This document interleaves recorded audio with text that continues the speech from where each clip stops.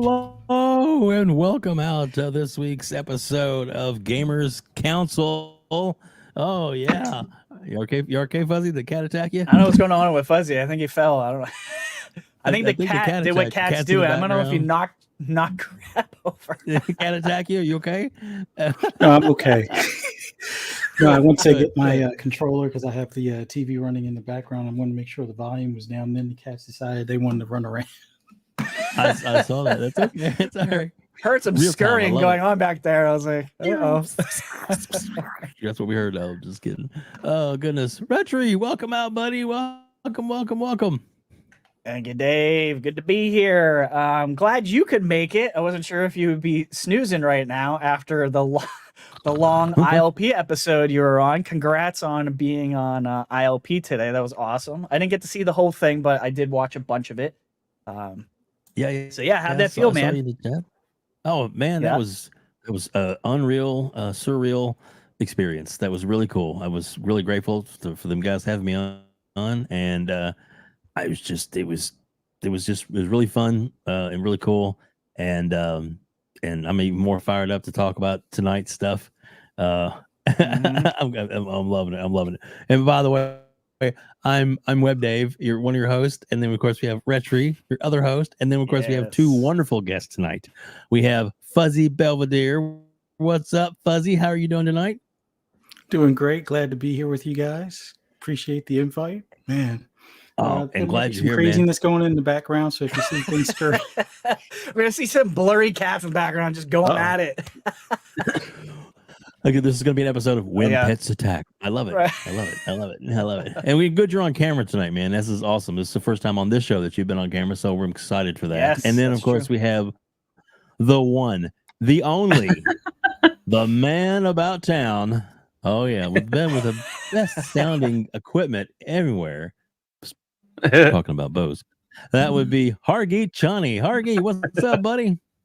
Hey, another fun week, and we have some more fun coming over the next few weeks with this ABK thing kind of closing up, and maybe some other things coming along since now that'll be done, and maybe Microsoft will be opened up to do other things like we have with Square here.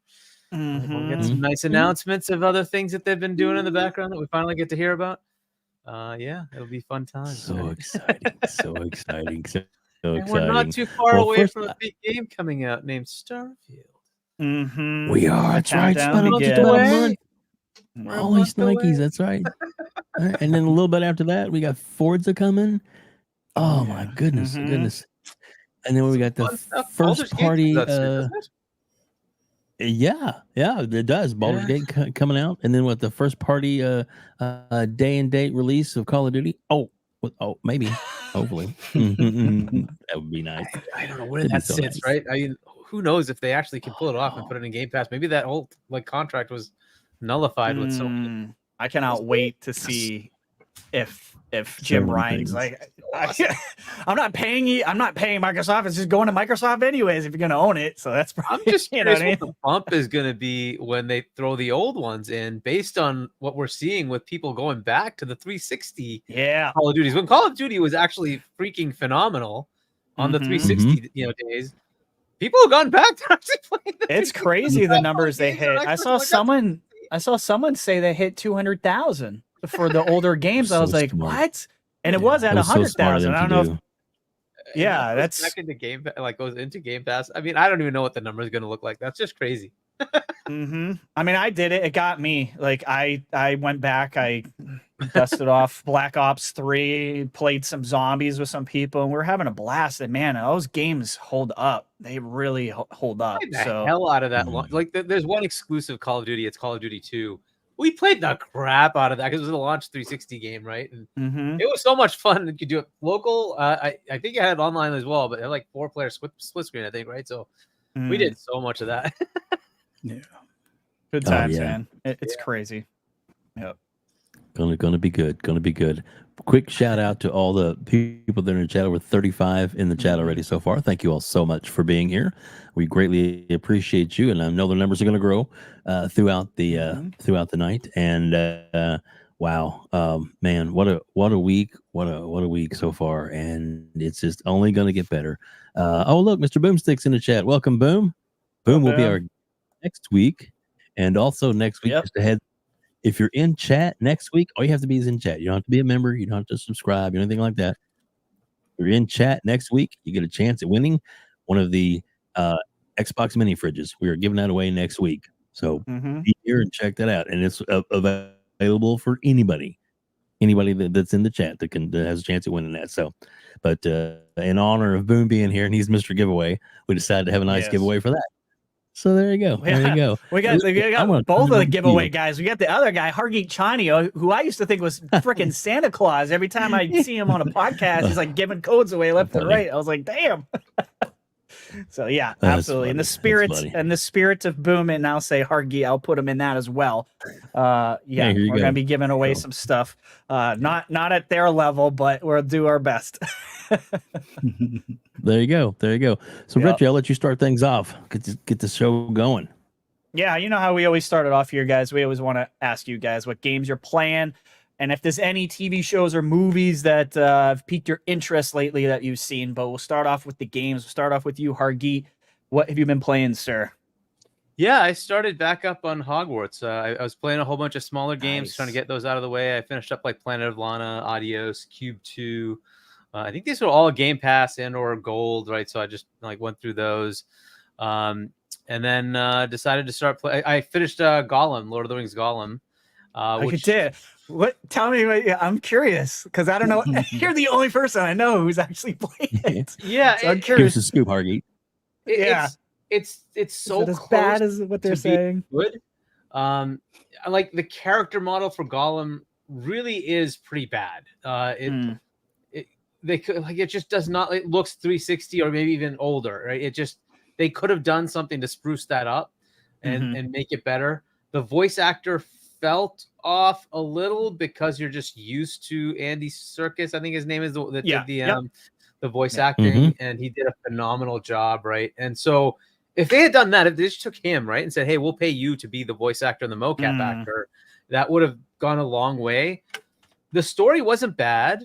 But it kind of just ended on a like, okay, and that's kind of how it went. The gameplay was middling. It was nothing special, but I don't want to say there was nothing new and they didn't try things. They did try things, but it is pretty much taking an amalgamation of things that you're used to and just putting them together, right? There was no like specific Lord of the Rings type thing that they pulled off. So it was an okay game. They almost had it. If they had spent a bit more time like refining it, I think that could have been an 8. But I have to agree, it's like a 6, maybe maybe a 6.5 at best. That's kind of where I'd leave it. They could have made that into something. It's kind of like Redfall. If they just polished it, fleshed it out, like it was you'd have something. Yeah. But it just wasn't there. And like, I imagine the whole game was just, it must have been you just sneaking around, right? The whole time? Most of it is that a lot of the time you're a captive slave for the orcs and you're just doing their crap. Really? And so that just like sending you out on missions, like go get literally food. Yeah, it is. It's like, go get these things and go distribute it to this. Like, okay, like cool, but like that's not what I want to do as Gollum. who thought? Yeah, like who thought this was a good idea? It's odd to me. A big chunk of the game is that, and you're like, okay, well that's one way to go, right? But it would have been more cool to have him out in the environment and doing weird things in the massive like landscapes of. That's what I assumed it was. Right? It's barely outside, and it's like so. These are the things where they missed the mark a bit, right? If they just fleshed it out a bit more, gave him more care, like Gollum has some more character. I think it could have been like an 8, but I have to agree with the scores. It's in that 6-ish range. Okay. Unfortunately, it could have been. I was really looking forward to it, which is why I bought it. Right, I was like, I like Lord of the Rings IP. It's pretty good, but yeah, they did kind of just fumble it a bit. Unfortunately, it's too bad that the studio just decided to give up on gaming. But oh well. Yeah. I'll see if. But yeah, so then I went back to Hogwarts. That's what I've been playing lately. I've been diving back into that. I started it on console, and then I don't know if it was because I was waiting for performance patches. I just kind of like left it for a bit, and I'm like, hey, now I have a 4090. I'm going to play it on PC. Oh yeah. So I started again. I think it was in like 15, 20 hours, and I'm like, I'll just start again. So kind of back Good to for where you. I was. Hitting the So- reset button on that one. Yeah, Jeez. exactly. So Yeah. I started to back up, and it's a fun little game. So I'm trying to get through all the little things everywhere. I want to like totally finish that game, right? So I'll find every nook and cranny and every little thing. I love that game. Yeah. I think it is still holding up for my game of the year. I thought Diablo was going to push it out, but I don't know. I don't know. That game was special. Crazy this year, right? I know. Well, that's the thing. It's not winning game of the year. It's only Zelda's winning game right of now the the year top, right? Yeah. And I mean, we still have Mario to come, Baldur's Gate. You got You got Mario, Baldur's Gate. Atlas Fallen. Like Jedi a lot of games. Survivor. You have. I don't know if people even want to think about the remakes, because you have RE4 remake, which is very highly rated. I think you gotta almost push them out, right? Do you say no to that? Okay.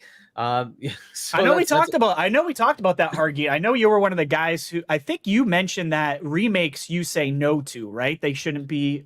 Am I right? Remasters, I would say no, right? If you took FF7, the first part 1 remake, I would say yes, because there's a lot of new content. Okay. Right. They really redid it. Right. So in that case, I'd say, hey, this is new. They really put more effort into it. They put more, content in it. It's not just a 1-to-1 copy. I would say that then like qualifies as a new property. Whereas if you took like Last of Us Part 1 and literally like up-resed things, like I'm sorry, I can't count that. Right. If you like said, hey, we're adding 30 hours of content. Okay. Yeah, absolutely. 100%. You're on. You can go ahead. FF7 has been split across 3 large games, right? I would count that. I would say that counts.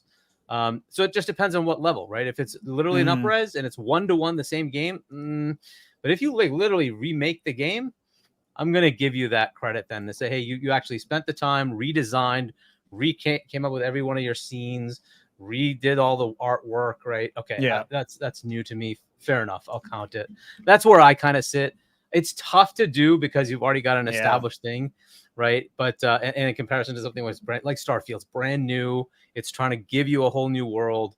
That's what you like Elden Ring did, right? You want to like take that and give it the game of the year.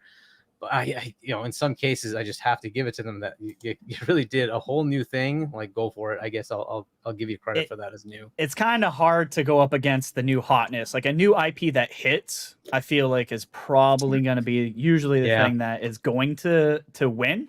But yeah, I think you kind of actually changed my mind on that. The last time we had you on the show, we talked about that because I was like, yeah, I'm fine with that, and you were like, and you said your reasons. I was like, you know what, that makes more sense. So. Right. We can change our minds here. Any movies or TV shows or anything like that, Hargeet? That's piqued your interest lately, or? I have stopped watching all movies and TV, so. I feel like that is a recurring thing that I keep hearing people say here. Yeah, I don't know what it is. Like I've gotten so bored of whatever Hollywood's putting out that I'm like, eh. I mean, a lot of it is now just they want to do things to be preachy instead of just giving me a story, and I'm like, okay, that's cool. You're welcome to do that, but then maybe I don't care. It's like, well, so if you want to give me clean, normal stories, that's great. But if you're looking to just push stuff in my face, I'm like, all right. I take so much of it, and I'm like, yeah, I'm bored. Like, I hear you. Like, give me some fun things. I don't necessarily, and not that those stories may be bad. Some of them may be awesome, but it's like at some point you're just like, I'm kind of done with you. I'd rather interact with something. Let me just play a game, right? Fair enough. Good for you. Like this guy's not doing TV shows and movies or social media. Like, how is he doing? Hargeet's on a different level. I wish I could kill all social media. I wish I could do that. It eliminates the negativity, and that's the part that like, that's why I smile all the time. That's right? why you smile all the damn time. You're happy. I'm not in it, right? Like people are like, oh, I'm so pissed off that Star Wars did this or Indiana Jones is. I'm not in it. I'm sorry. Hargeet's just going through the field, tiptoeing through the tulips. He's like, la la la la, everything's great. Right. That's the way to be, man. That's why I use the block button like crazy. I'm like, block. Oh, anything negative, I'm like, see you later. Fuzzy, brother, what have you been playing? A little bit of everything. Mainly Diablo 4. I'm doing the season 1 stuff. Went sorcerer for the start of the game, but going barbarian for the season. I seem to be picking the ones that are on the weaker end of the spectrum. Are on the chop. Me too. I was sorcerer. I'm so pissed. Yeah. Me too. I mean, but coming from sorcerer as like a fire sorcerer, because I went all fire, which is like the complete opposite of the meta. Doing barbarian, it's working out a lot better. Even though it's, I guess, still not as strong as like druid and things like that, but I'm pretty happy with it. Nice. But I'm now to the point where I'm like level 58 or 59, and I'm starting to consider my end game build. I have my 2 one-handed items with aspects on them that are pretty potent, where when you switch weapons, it basically continuously feeds into your fury. But nice. Pretty happy with that. Just got to find one of the aspects that's not in one of the dungeons. It's on like gear, and then I have to pull it from that and put it on a new piece. But that's doing good. Division 2, which it's still an addiction, even with having Diablo in my life. Finished up the clothing event that they had like last week and stuff like that, and playing a little bit more. Not into it as much because Ubisoft is kind of just let that thing go on autopilot at this point. Yeah. There's so much that they could do with that game, but it just feels now like it's just like, oh, I'll check in, randomly on occasion and just shoot stuff. So that's my, it is opposite as like what I used to play. It's my mindless shooting fun or enjoyment right now. Played Forza Horizon 5. Got the cars for the week. Also building up points so I can get the second seasonal car or the second car for this month. Finally hit 700 plus unique cars. I took like a 2 or 3 month break before like the rally expansion and things like that. But I'm usually one that will have all the cars now. I'm like 30 cars away from all of them or something along those lines. But figured I'd collect the ones for the week. Got that all taken care of. Been playing Undisputed on PC. It's early access on Steam. Can't wait until that comes to console, but it still has some bugs that they have to work on. Like they changed the AI, which makes them feel a little bit more combative, because there were times before where you'd just pound on the AI and they would just like stand there and take it. And it's like, all right, they need to do something. So now they at least try to duck or try to protect themselves better or do better counters and things like that. So they're improving it, but it's still a ways to go before it's ready for console and stuff. And then finally I got into Street Fighter 6. Like I bought that the same day I bought Diablo. And I think day one for Street Fighter, I only registered on Capcom. Hadn't played it yet. So finally got to play a few rounds, did the arcade story mode stuff with Jury, one of my favorite characters and stuff. And it's fun. It takes some getting used to the look. I like the colorfulness of it, but the character models just kind of, I don't know. It almost feels like claymation when they do the zoomed in versus screen. I don't know. It just it feels weird.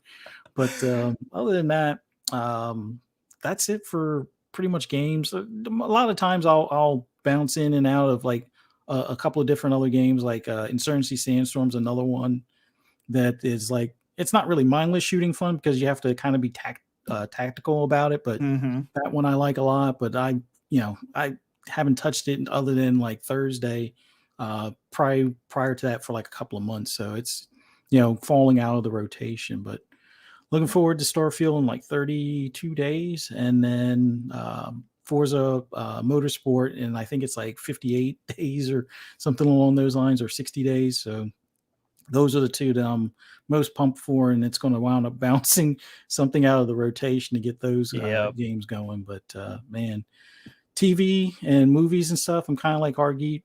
I'll watch some of the cartoons with my wife. Like me and my wife are into like Futurama and stuff like that. And I keep on forgetting the other one. It's like a Rick and Morty one, but it's like something verse or something.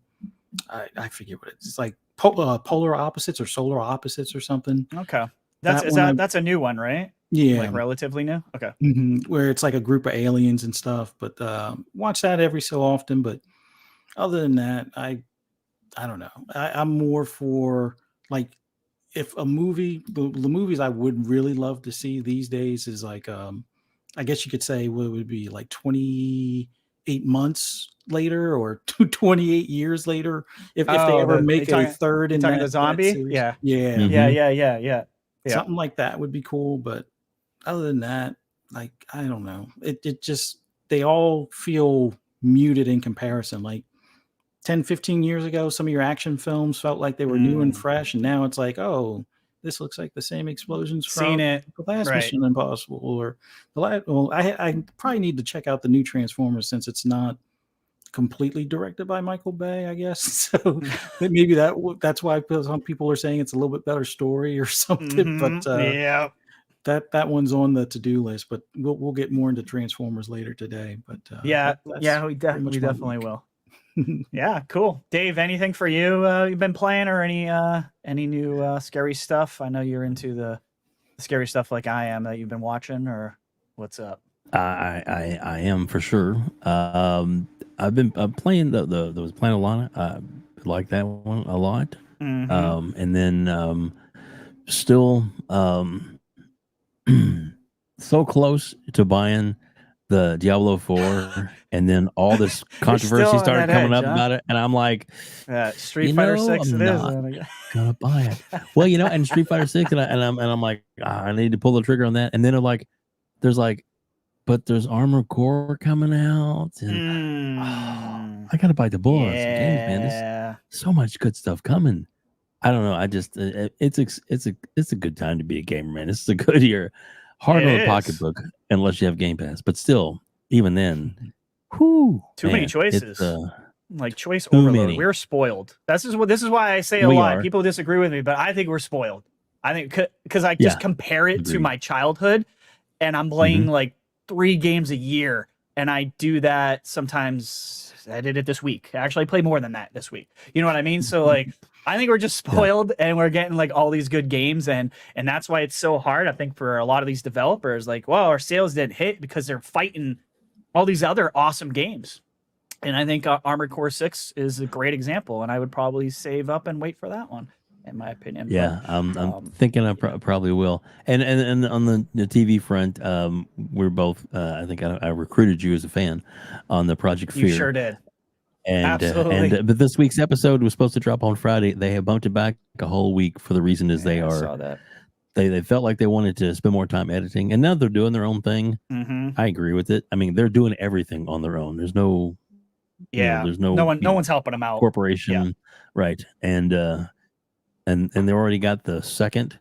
I guess their second season already in the can, and when that one starts, they're going to go out and record the third season. So they're keeping us entertained and going to be, lots of good stuff coming if you're into that kind of stuff. It's pretty cool. And shout out to over 60 people in chat right now. Thank you so much for being here. We greatly appreciate you. RHETRI, what about you, man? What have you been watching? What are you into? I thought the preview looked terrible, but Twisted Metal, I already finished it. I thought it was pretty good. I thought it was fun. It's stupid fun. It's kind of like The Boys. Like, don't expect like the greatest story ever, but yeah, I kind of liked it. Sweet Tooth is awesome. I just enjoyed it. It's pretty good. It's pretty good. It's not The Last of Us good, but I think it's very solid. I think you guys should give it a try if you're. And I was thinking, but then there was a new one, which is a whole much more depth to it and more of the humor. The second trailer feels way more of what it actually is. There's a lot of humor in it. I thank you, G Maybe. See, G Maybe watched it. He binged it in one night. Damn. All right. I binged it pretty quickly as well. But yeah, so that's I watched that. I'm still going on my binge of anime stuff, so I'm trying to work my way through One Piece right now. Thanks to Danny and Umbra. But I'm playing, Diablo, Fortnite. I played Fist. I'm gonna start Serious Sam as well because I need like a brainless shooter. And I went back and played some COD Zombies and stuff because all the nostalgia stuff just got me. I'm like, let's just go back and see if this is still as good as I remember. And it is, actually. It held up really good. Of course, I was playing Black Ops 3. That's not that old, but I was playing like the older zombie maps and stuff, which is called the Giant, which was Der Riese. That was my favorite map because it's the only one I was good at. So I played that for a while, and it's been fun, man. Like going back to the old CODs, and that's Microsoft's gonna own these guys soon, so we're gonna have all kinds of CODs to play in the future. Yeah, yeah, we got something coming up on the 7th, so who knows? Yeah, I gotta ask you because you and me both were on the gaming circle, and along with a lot of people jump in and out of that one, which was great. Hargeet was even jumped in some too. It was awesome. Fuzzy, did you get a chance, Fuzzy? I didn't know. I didn't see if you were there or not because there's so many people going in and out. I was just in the chat. Well, that's that. Well, there you go. I wasn't watching that 100th episode, but yeah, I was just in the chat. It was. But yeah, well, you know what? It's the chat was pretty active that day too, and then So RHETRI, you were talking with King. You've been wanting to play Fortnite. Did that happen? Did that work out? Did you get to play with him that day?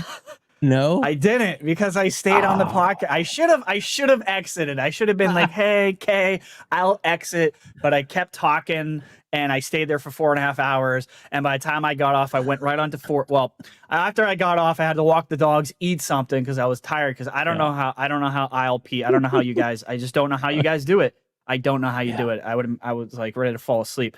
And then I got back and King was gone. I played with some other people.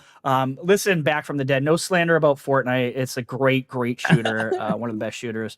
He said you need another brainless shooter other than 4A. No, I don't actually. It's fine. I got to jump on there Mr. Joanna Dark, the Nintendo guy, trying to get me to play Splatoon 3. I actually have played Splatoon. Splatoon's a good game, so I'll give you that. It's better than Resident Evil. Veronica, there, Mr. Joanna Dark. I got to jump on and get some of that Terminator action they got going right now in Fortnite. They got those skins for Terminator. Oh yeah, they got the Terminator skins. Yeah. We were talking about that the other night. We were laughing that if we all wanted the skins because if we had like a team of 4 coming up in that Terminator, like I would just run in the opposite direction. Like they are scary as shit in that game, in my opinion. But let's get into the main topics tonight, and that's what happened with Mr. Spencer. Final Fantasy XIV coming to Xbox spring of 2024. I'm gonna play a little edited video of that. It's about 4.5 minutes. So you guys gonna have to bear witness to this. This is cut up like crazy. This was originally it was like 20 minutes long. Like there's a lot of kissing of the butt of Phil Spencer here. But let's just play this and you guys can see what I'm talking about. My longtime friend and fellow Final Fantasy XIV fan, Phil Spencer!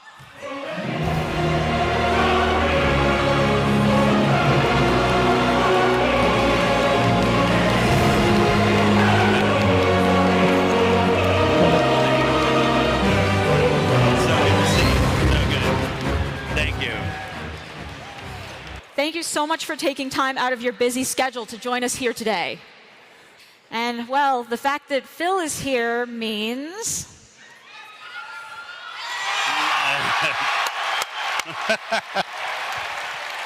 we have received requests for this from all over the world, so we are really happy to present this today. Final Fantasy XIV Xbox バージョンがついに登場します。 Final Fantasy XIV for Xbox. Hey everyone, it's great to be here with so many Warriors of Light. Thank you for the very warm welcome. The Xbox community is passionate about games, and like so many players around the world, the Final Fantasy series is one that gets lots of love from Team Xbox. And we're very happy to announce the Xbox version of Final Fantasy XIV with my friend Yoshida-san here today. Together with his team, we are bringing the best online experience of this game to Xbox fans everywhere. And through crossplay, you can experience Final Fantasy XIV with old and new players alike. So I wanted to mention that during the extensive development of the Xbox version of Final Fantasy XIV, Phil and I had the opportunity to communicate directly a lot. And we also see this as a seminal moment in our relationship with you and the Final Fantasy team as we look to partner more closely together in the future.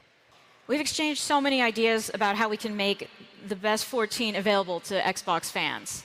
So as far as the hardware goes, it can be played on Xbox Series XS, so both platforms. Of course, we can guarantee even higher quality play with faster loading. Also, the Series X will have 4K support, so even higher quality. As for the release window, I'm sure you're all wondering. リリース時期は2024年春になります。 That will be spring of 2024. It will only be available as a downloadable version, just like our other platforms. Well, since our CEO is here, why not just bring him out too? 桐生さん出てきてください。President Kiryu.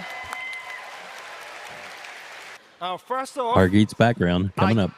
I have to thank you, Philson, Yeah. for working with us to make the Xbox version of Final Fantasy XIV a reality. This is a project that wouldn't have been possible without his support.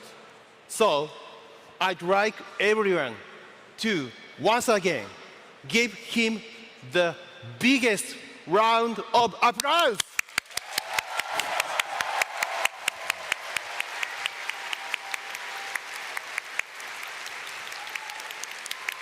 Thank you, Kuru-san.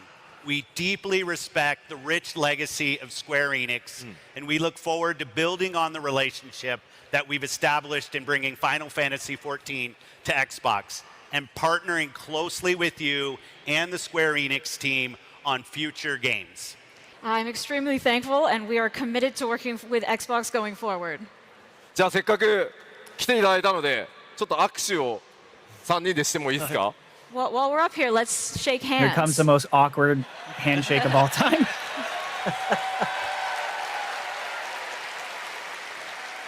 Oh, but that symbolism. Yeah, oh yeah. That's why they stayed there for a while. Take pictures, take pictures, take pictures. はい、ありがとうございま Thank you so much. Phil, thank you so much for taking time out of your busy schedule to come to this at FanFest. す。では会場の皆さん、改めて大きな拍手をお願いします。 One more big round of applause, please. フィル・スペンサーでした。Thank you! One more big round of applause. Thank you, Phil, for the check clearing. Oh, sorry. Yeah. Cha-ching, baby. I had to edit that down. That thing was like 20 minutes long. The amount of times they thanked Phil, I lost count. Like, I would have been drunk if we had to drink every time they were like, let's clap for Phil. Because, man, it's like, it feels so odd, like a complete 180. And I'm just like, what the hell just happened? I mean, obviously they got paid, but guys, I don't know. I'm not a big Final Fantasy guy. I've said this before. I haven't played since 7, the original. So for me, this isn't something that moves the needle for me, but I know it moves the needle for a lot of people. I'll go to you, Hargeet. What are your thoughts about this? Do you think it's a big deal? And I guess kind of like going into like conspiracy theory stuff, do we think Phil is going to get more games from Square Enix in the future? I 100% they're going to. But so the interesting thing here is like how this has all come out, right? We now know from court documents they were this close to buying them, right? They were this close to actually pulling the trigger, buying Square. But there was the potential where the Zenny was working on Starfield exclusivity for PlayStation, and they're like, "Yo, we can't lose that. That's just not an option, right? We're a Western focused console. We have 0 market share in the East. We could lose Final Fantasy. We cannot lose Starfield. We'd be toast. There's just no way, right? So they're like, okay, fine. Then that just pulls up. Zenny is the one we're going with. We have to do it, right? Which does leave Square in the lurch, right? So they were probably banking on Microsoft taking away their headache. Like they have been in financial turmoil for years, right? They've been complaining about it, which essentially when they're complaining about it, that means please somebody rescue us. Buy me. That's what that means, right? Buy me. I don't know what to do. Buy me. Right. So, or the board, go find somebody else that can run this company because we're not doing it. Right. So, and that's kind of where they are. And so they must have been in talks and Microsoft was this close to, okay, we'll rescue you. Right. And to me, the business relationship is fantastic for them. They make a whole bunch of small games and some big games. And then the Game Pass effect eliminates that headache for them of profitability on those games. Right. Just make the game.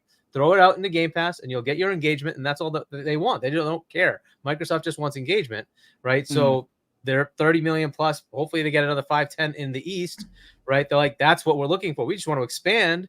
And if people in the East are like, hey, I want to play those Square games, $10 a month, why not, right? I can just go ahead and play those games along with all these other games that are available. It's a win-win for Microsoft, and it's a win-win for Square. They don't have to worry about this whole financial headache they have now, right? So it just takes away that problem. Now, Final Fantasy comes out that funds them for a while. FF14, continuing revenue stream, awesome. But a lot of their other games has become financial headaches for them, right? The last one becoming the exclusive Forspoken, that totally bombed as well. Octopath Traveler 2, middling, didn't do so well, right? But again, it wouldn't matter if they were going into Game Pass. It's fine. It doesn't matter because you're funded already. You just get engagement, right? And if enough people play it, get enough engagement, that's good for Microsoft. And the studio might have still been around instead of being taken away, right? After Forspoken, that studio is their original studio is like killed off. They shut it down, right? So this is kind of where they are, and I'm sure Microsoft now, after the ABK thing is kind of wrapped up, I'm sure they're at this point of saying, I don't have to pay attention to that anymore.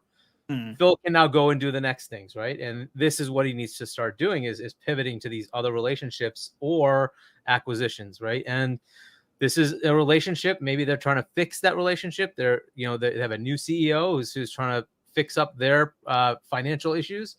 And I'm sure there was a check written here. And that is definitely going to help them. And every time they're saying thank you, Phil Spencer, is probably every million that they got from Microsoft, right? So it is. You might be right. Whatever, and that's fine. That's what needs to happen. That's right. And so you'll probably see a bunch of games come into Game Pass. That most likely will happen, and you'll probably see some collaboration where they're going to work on a game that's going to come to Xbox maybe first. Or maybe Game Pass, day and date, and that will be a way to rescue them from their financial turmoil, unless they really aren't back in talks with an acquisition, right? They were looking to acquire them to have the Western and the Eastern, right? And at that point, Square looked very good for Microsoft, right? You get Tomb Raider, you get Deus Ex, but you also get Kingdom Hearts, and you get Final Fantasy and Dragon. It just kept good. There's so much that they have, and all the small things. Plus, they're the biggest of the large publishers on the mobile side, for Japan.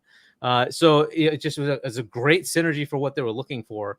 Unfortunately, just things didn't work, right? And now there was an intermediary time there where they got pissed off at Microsoft and everything was coming out in PlayStation.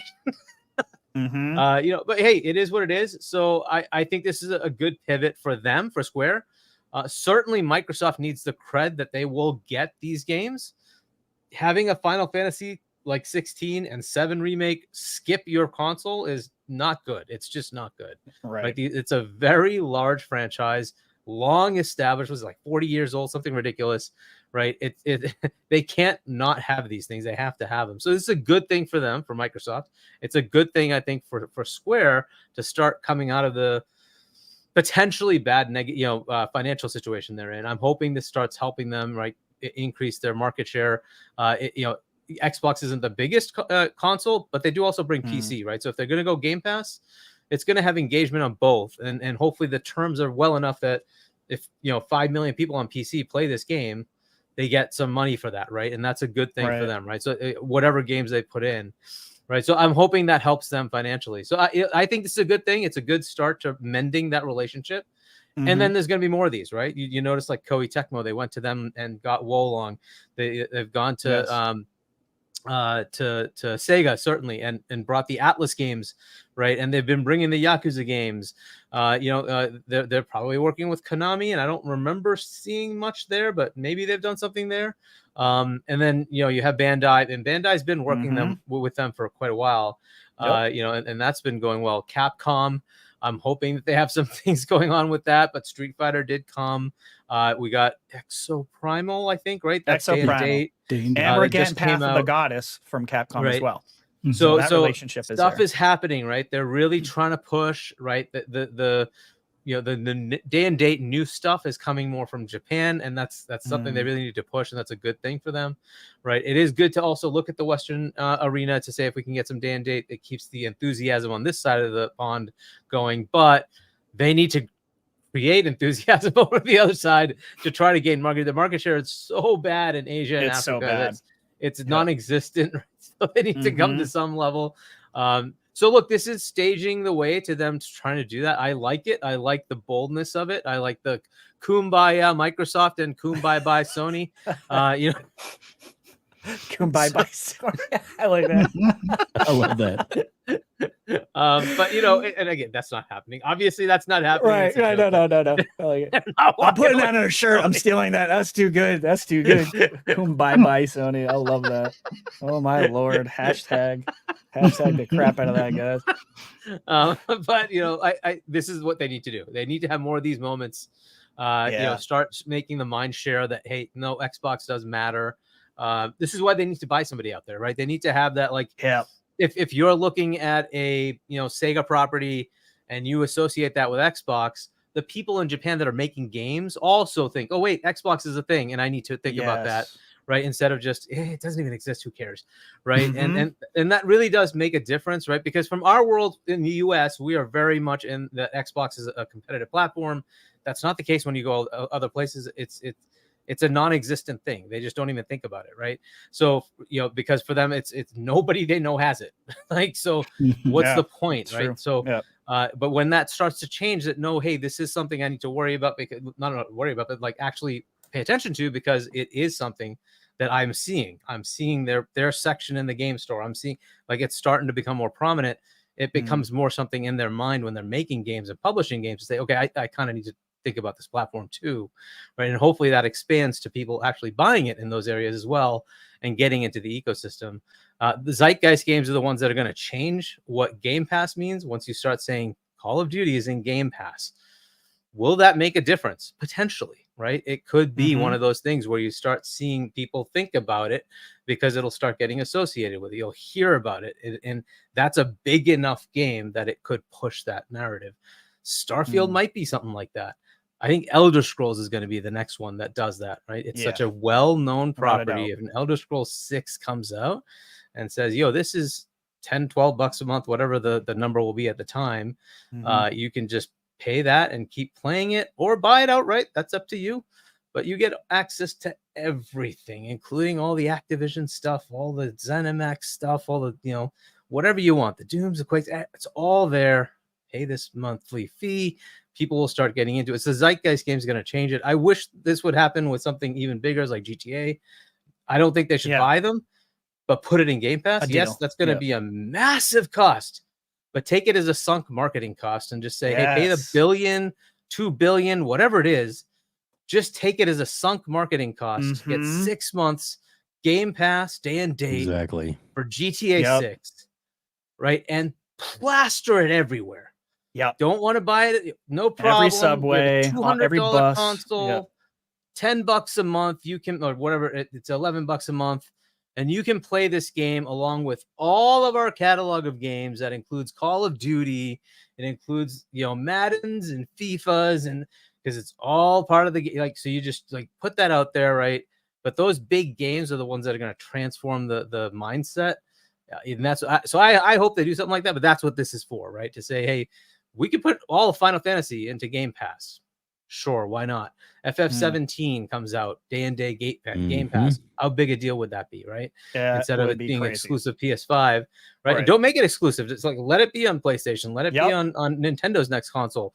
Absolutely put it on PC, right? But put it in Game Pass day and date. That's a huge thing, right? And it just driving that mind share. So I like this. I like the boldness of it. I hope there's more of it, right? This is what they need. Just think of this. This is before Tokyo Game Show, right? Yeah. And that's supposed to be the biggest Tokyo Game Show to date, right? And Microsoft has a presence, and they've been really good the last couple of years at Tokyo. It hasn't been a joke. It's been pretty substantial. What more do they have in store if this is what they did outside of that? This is an interesting year. Sega? I don't know. To come. You never know. We really don't still ever have know. Gamescom to come. We have the Tokyo Game Show to come, and I'm expecting a lot more interesting stuff, right? Tokyo Game Show, they did a lot of cool announcements the last several years of bringing bringing IPs that just were not on the platform and bringing them over day and date Game Pass. Right, this could be a very interesting Tokyo Game Show. If this was an announcement here, I'm assuming there's going to be some Square games coming to Game Pass, and that'll be announced at that Tokyo Game Show. And we just talked. We talked about one game here. There's going to be like dozens more that are going to show up. So this could be very interesting, right? So you just think Square's going to have a presence with Microsoft and whatever else is going to happen, right? So good times, right? I like the ABK thing going away. This is what we were waiting for. It's like now you can get into all the other stuff. There's an entire industry out there. Yeah. We've been stuck on ABK for like a year and a half. We finally get to see the rest. Yeah, there's a buffet of IP out there just waiting to deals to be made and for acquisitions to happen. I'm gonna do this quick super chat here. Enigmatic Dreams with the $2 super chat. He says, "I need Parasite Eve, Harvestella," and I don't even know that game, and sequel on Xbox. So I don't know Square too well and their IP, so I didn't even know that one. I know Parasite Eve, but. There you go, Enigmatic Dreams. Maybe, you never know. Like Octopath Traveler coming. The second one would be nice, and seeing some of the other IPs like I can't remember the other ones that they got. Well, like the Dragon Quest. I mean, we've had Dragon Quest in Game Pass before. So and we've had plenty of Final Fantasies in Game Pass. It was on Nintendo first. I can't remember. Triangle Strategy. Triangle Strategy. Oh, Triangle Strategy. Which I don't know if that's come out to the other consoles or not, but that could be another one. Yeah, I mean, this is definitely like you said. Oh, go ahead, Dave. Go ahead. I was just gonna say another event coming up before the end of the year, which this year they probably will make a bigger statement that they didn't do last year. Will be the Game Awards. Won't be Phil just sitting in a chair and the camera. What do you guys think is going to come to that? Because there's definitely going to be something, right? What do you think is coming to that? I'm hoping it's Kojima's game. That could be a good place for it. Overdosed. Interestingly enough, probably maybe the last Keighley show, right? The Summer Game Fest did not have Kojima. That was the first time I remember like a Keighley show not having Kojima. But yeah, there's two Kojima games, right? There's the Sony one and the Xbox one. It could be one of those. He's working on both of them at the same time. We could get a Hellblade release date. Yes, that's one thing that could happen. The other one that this is a good platform for because it's a larger audience would be indie if they actually are ready to showcase that. Yeah. Is showcase indie. I think that's the one, like for sure. I think we'll be there. It makes way too much sense to not. I completely agree with that. Hargeet. Like Keighley likes that movie to game crossover stuff. He loves those tie-ins, right? Yeah, you're gonna, you know what? Because you know what he's gonna do, right? If that is there, Harrison Ford shows up. Harrison will be there, maybe in a very bad mood. He ain't gonna want to be there, but he'll be there. And you're gonna have the orchestra doing what the orchestra always does. You know how they always do. Yep. You're gonna have the orchestra going crazy, the dog and I'm gonna Indiana. go nuts. Yeah, exactly. Oh, good. Man, we have over 90 people in the chat right now. Thank you so much. Thank you. Snakes. Why'd it have to be snakes? Oh, goodness. So I guess let's turn that to Fuzzy. Let's get that question to Fuzzy. Fuzzy, what are your thoughts on this? Do you personally care for Final Fantasies and Square's games, and what do you think about this? What are your general thoughts? I mean, after they got rid of Crystal Dynamics, not as much, but Final Fantasy 15 was like the last one I played and kind of enjoyed it, but it wasn't like, it didn't grab my attention quite like some other open world games at the time. But for the most part, this is a step in the right direction. Like Octopath Traveler not having part 2 on on Xbox is just seems silly to me. It was weird. Especially after it was in like Game Pass. It was in Game Pass. Yeah. So it's a weird, they've been making weird steps, and maybe that acquisition falling apart type of thing is part of the sour grapes that started to fester between Square Enix and them. Maybe they were, like you said, they were supposed to acquire when they actually still had Crystal Dynamics and stuff. But it was weird how the relationship went from having games day and date or just having games on Xbox to like almost nothing coming to Xbox except for maybe an offshoot story, like a prequel kind of thing at one point. But this is a great move as far as being able to now get those games on the platform. I honestly think if the relationship was fractured before, the key thing that they wound up working on now was that they I guess, made note that one, there are other studios or other publishers in the East that are working with Xbox that are having great success. Look at Capcom. Year over year, they're always doing better. Now it can't be all accounted to Xbox, but they definitely working with Xbox as far as putting stuff in Game Pass day and date. A lot of their games, it seemed like they run better on Xbox as opposed to PlayStation. So they've been having success in that regard. Bandai Namco working with Xbox has had success. Even From Software working with Xbox has had success. So it seems like all those cries of, things not meeting expectation, now hopefully they can move past that, and having that new CEO is definitely a big help. But I have to believe they also probably are looking at, the news stirring about the, mobile, possibly a Game Pass mobile or something like that in the future.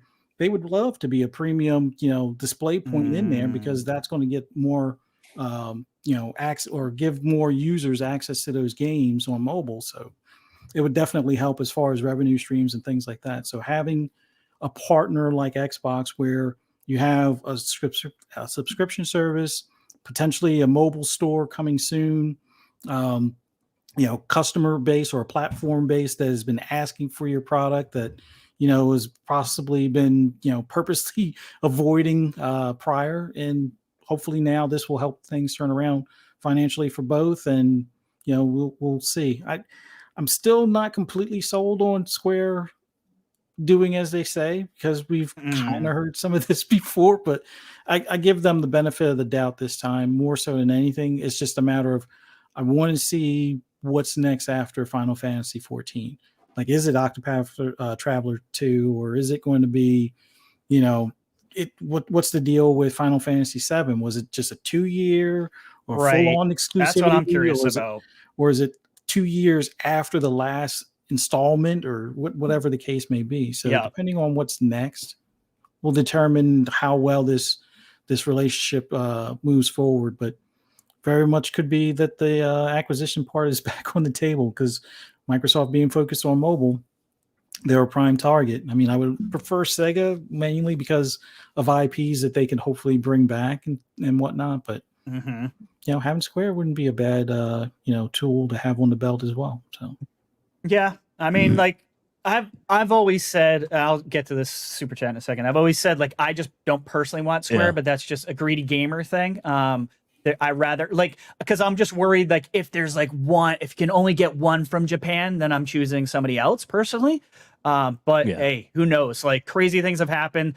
Maybe they get both. Like, I don't know. We were talking about that with Dave earlier. Like, I didn't think they could get Activision. Here we are. So Scott Gamer Dude, $5 super chat. Hello everyone. Great show. One Hargeet always smiling is because because that moonshot I see you drinking. Zevia. Smirk. Nice. Zevia. Yeah. That's what it says on the That's what it says on the outside. Soda. We don't really know what's I on don't the drink inside. alcohol, but yeah, so it's a healthier cola substitute. And so There you go. There you go. There I you might have go. to write that down and get away from I tell you, if cola. anybody, I would believe that is on drinking healthy and being positive about his, it would be Hargeet. So I believe it totally too. believe that. He's man. off of everything else. Exactly. He's off of all the other bad stuff. So yeah, I mean, like, it just kind of fits. But yeah, I need Fuzzy to read this one real quick. Okay, go for it. Oh yeah, the cat is up to no good behind me. Yeah, they've been like plotting on each other. Like, the one that you can kind of see is knocking stuff off the one table at the foot of the bed onto the other cat that's at the door. So they've been they're like scheming back there. Yeah, I'm just gonna watch one of them and go. Very entertaining. Well, they were running around on the floor, chasing each other. They play the chase me game around the bed behind me and stuff like that. So it's just, I'm glad they're not pouncing on the bed and tumbling now. But other than that, yeah, they're going a little crazy. You know, I love gotta about ask it, you though, guys. man. Oh, go ahead, Dave. It's real life, though. It's real life, man. It is real life. It's Yeah, so good. you see them It beat is. each other up It in the is. back. That's why I have to shut my door, because my dogs would be in here, like, causing all kinds of trouble and farting and sticking this room up. So yeah, that just gets shut. I'm curious though, with you guys, your opinions. about Final Fantasy XIV being a service game. How do you think that's going to work if it's in Game Pass? Like, do you think there'll be like I went to the website for Square Enix and it says that you can play it for free for 30 days. So how is this going to work? Like if it's a subscription based game, and if it was to go into Game Pass, I'm just maybe something. It's not. I want to going jump in Pass, on that right? for just. Well, a no, second. I'm Is saying it- go no, because some people have been theorizing that it might come to Game Pass, and I'm like, I don't know if that makes sense. No, I So, don't think it's. I I don't did. think it'll actually come to Game Pass. There is the Yeah, I don't 30 either. day if you do to get into the full pay features, Right. but it's but there is actually a free to play up to level 70, and that's available right now. But if you want to go Okay. past level 70 and in certain other expansions that come out, then you have to pay the I think 14 or 12 something a month Yeah, I think to get thought it was to get 15, into yeah, I that. don't remember. Yeah, so you get into Okay. that, and then you're able to. But because I've played this with my kids, both of them who are Yeah, very you would heavy know. into That's right. 14. Yeah, they were. Yeah, so I and That's and right. they Should've asked you. love. I love getting them to drag the old man up to to level 70 on a bunch of jobs, and I can still play with Mhm. them, but they're like 90 or whatever, and I'm just but that's cool. But for as much as I play, I just So- play with them. So, Go ahead. do they have like a family thing, or is it like both your kids have to have their own subscription? They both have their own subscriptions. Yeah. So they they only- both okay, have so their each own person has to get their own. subscriptions. Okay. Yeah. Yep. But that's and then because they love playing so much and they have play with friends and stuff and do raids and stuff all the time. They're I mean every day they're logging in for at least getting their dailies. So Right. I'm not that into it as much anymore. But on the other part about that, I really think both Fuzzy and Hargeet were onto it, that the CEO being forced out really opened up a window I agree. and that they had been working on. This and I think- this didn't happen in the last 2 weeks. This is Exactly. you know what I mean? Yeah. Yeah, but I think that he was probably the holdup to a lot of that because he still had the old Sony Mhm. Jim Ryan in his Old ear mentality. He might have just held it against Microsoft that they didn't pull the trigger. Yeah. Right. And he might have just been pissed off at him, like, screw you guys. I'm not talking to you. Right. Yeah, and the new guy's like, Phil, we love you so much. We love your big they can see exactly. Well, and they like to get their bread buttered on both sides, and there's nothing wrong with that. Just saying. But I do think that has a lot to do with it.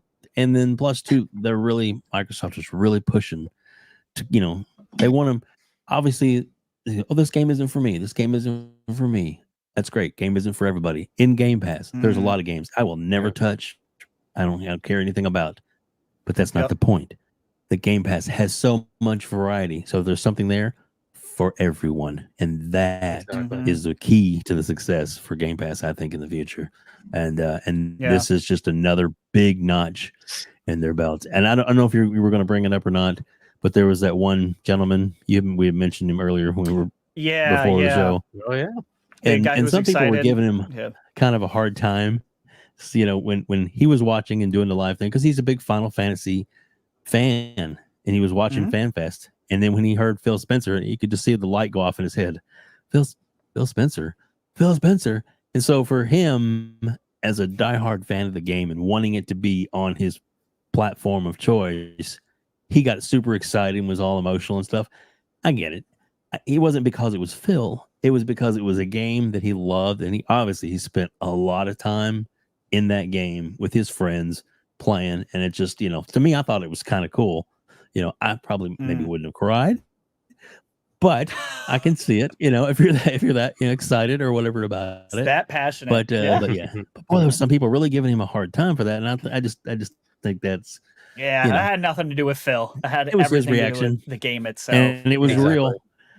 Yeah. Yep. It was definitely real. Yeah, Ginger Prime. Yeah, Ginger. I think sometimes we look at Square Enix too, and not having the best relationship with Xbox, but the more I look into it, I don't know if that's necessarily true. Just Yeah, because they've Sony's had a good paying them, relationship. we had Outriders, Life is Strange, Just Cause, a bunch of Final Fantasies. There's just been a lot. There's actually been a Kingdom lot of Hearts, games. all the Kingdom Hearts, Game came Pass. in. A lot of those They were on. lent Almost their all of those I studio just to mentioned were on Game Xbox. Pass.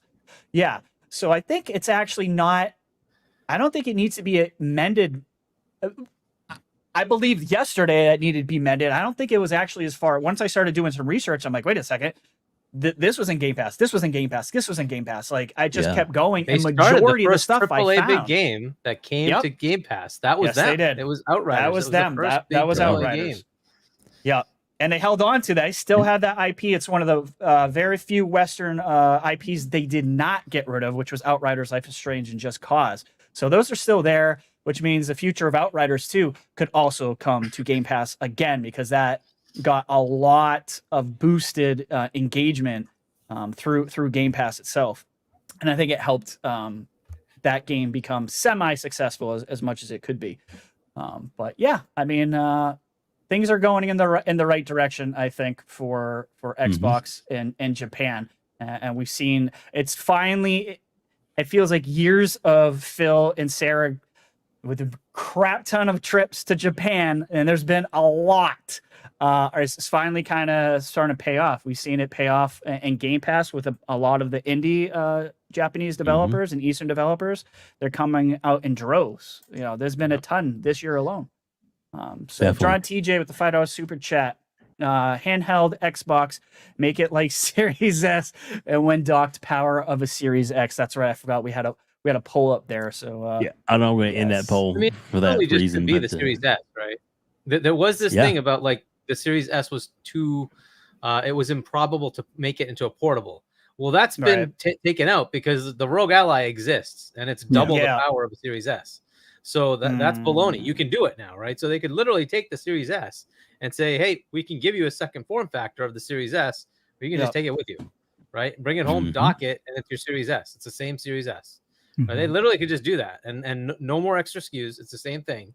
It just runs power, on a battery, or it runs plugged in.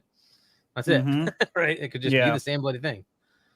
Yeah, I know. Like we talked about that on the Gaming Circle podcast.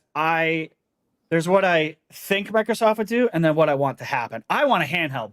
1,000% want a handheld. I'm actually knocking on that. I just have this bad feeling that they're gonna go toe to toe with PlayStation and just do a mid-gen refresh off optics. And I hope I'm wrong. I don't think they need it. I don't want it. Nope. I certainly don't want to pay $500, $600 again. Yeah. I just have this bad feeling that they're gonna do that. But I hope you're right, Hargeet. Right. Yeah. This I don't want them either. This is money, right? That Phil had to spend. He could spend that money on a Pro, or he could spend it on Square and get games on Game Pass. And I would much rather this. I agree with that, but like I said when we talked about yesterday, Hargeet, because you kind of feel like it'll be like one or the other, and I'm kind of like, why can't they do both? But because if there's one, but they don't have so you have to look at them as a profit center, right? Yeah. Because they've outright said that, right? Phil said, I am a profit center, and I have an obligation to the shareholders to return profit. I am not allowed to be a negative profit center, right? So he is not allowed to delve into Microsoft Bank to run Xbox. He has to return a profit. So if that's the case, then he only has a limited amount of money. Now, an acquisition is a different story. So if we went and bought Square Enix, that's an asset that Microsoft buys, and then Xbox would run them, right? And they would get whatever profit they would get out of them, right? But in the case of this is just Microsoft's money going into Square as an investment to make Xbox a better platform, right? That's not an acquisition.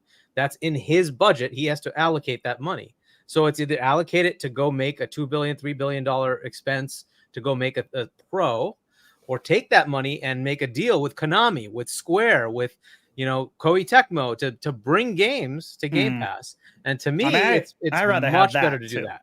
Right? I agree with you, but I wonder if it's the same deal with like GTA, where it's you're just taking it as a loss. If I take the $2 billion from that instead of a Pro and said, I'm taking $2 billion to give you 6 months Game Pass for GTA 6.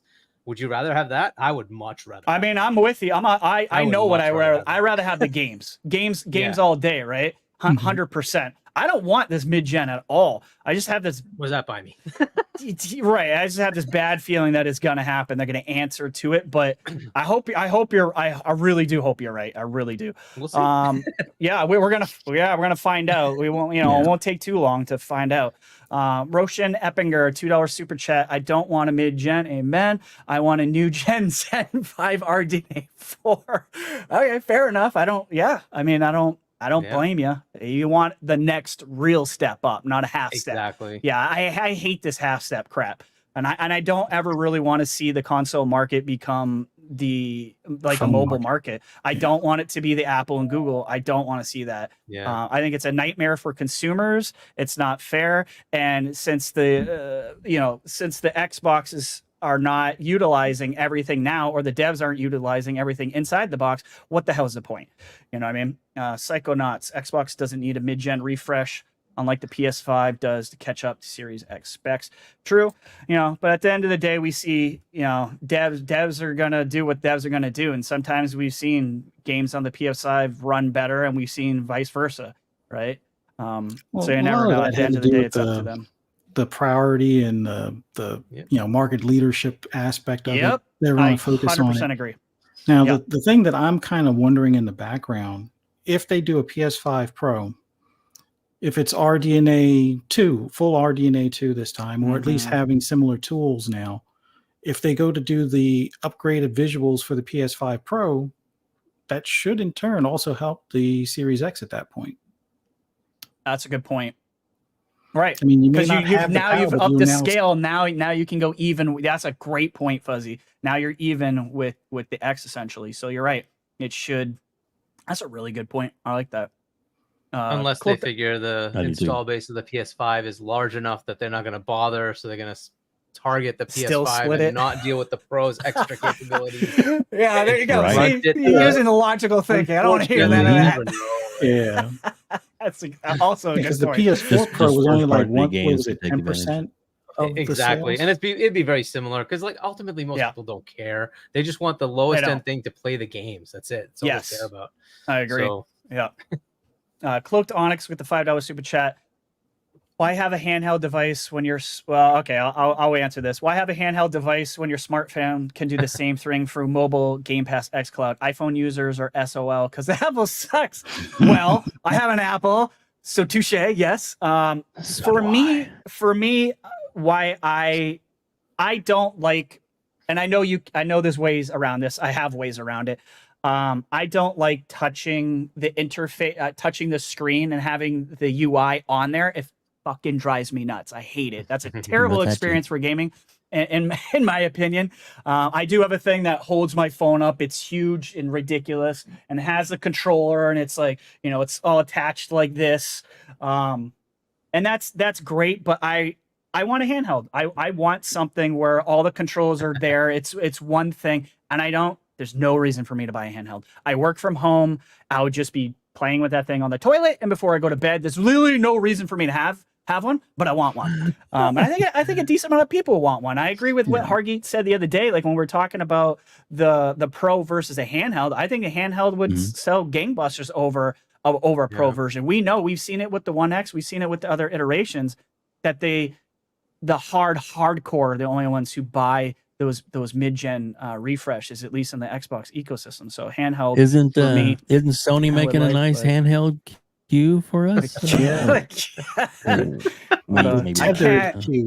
can't wait to see the price on that. And God, there's gonna be some salt pouring that day on Twitter, I think. So according to Microsoft, it was 300. According to reports, it could be between 200 to 300. But if that thing's 300 plus, oh my God.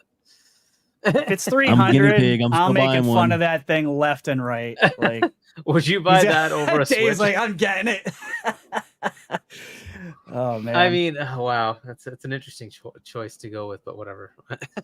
See, the thing I'm kind of pissed off about the queue is that it's tied to the network. Like I was under the impression, like when I first got my PS5, I could actually do the mobile remote thing on a different network, and I guess they did an update where now it's got to be on the same network to be able to recognize the PS5, which seems silly to me. You have remote play on the Xbox, which works perfectly fine. I can be across the country in a hotel, leave my Xbox on sleep, I can wake it up with my phone and, remote in and access my library and everything and play as if I'm in front of my Xbox. Sony needs to get on that same level as far as if they're going to do a remote or like a little mini thing. That would make the most sense to me. But yeah, I think that would make the most amount of sense to everybody who's got some meat and brain in between their ears. I don't understand who the hell the Q Lite is for.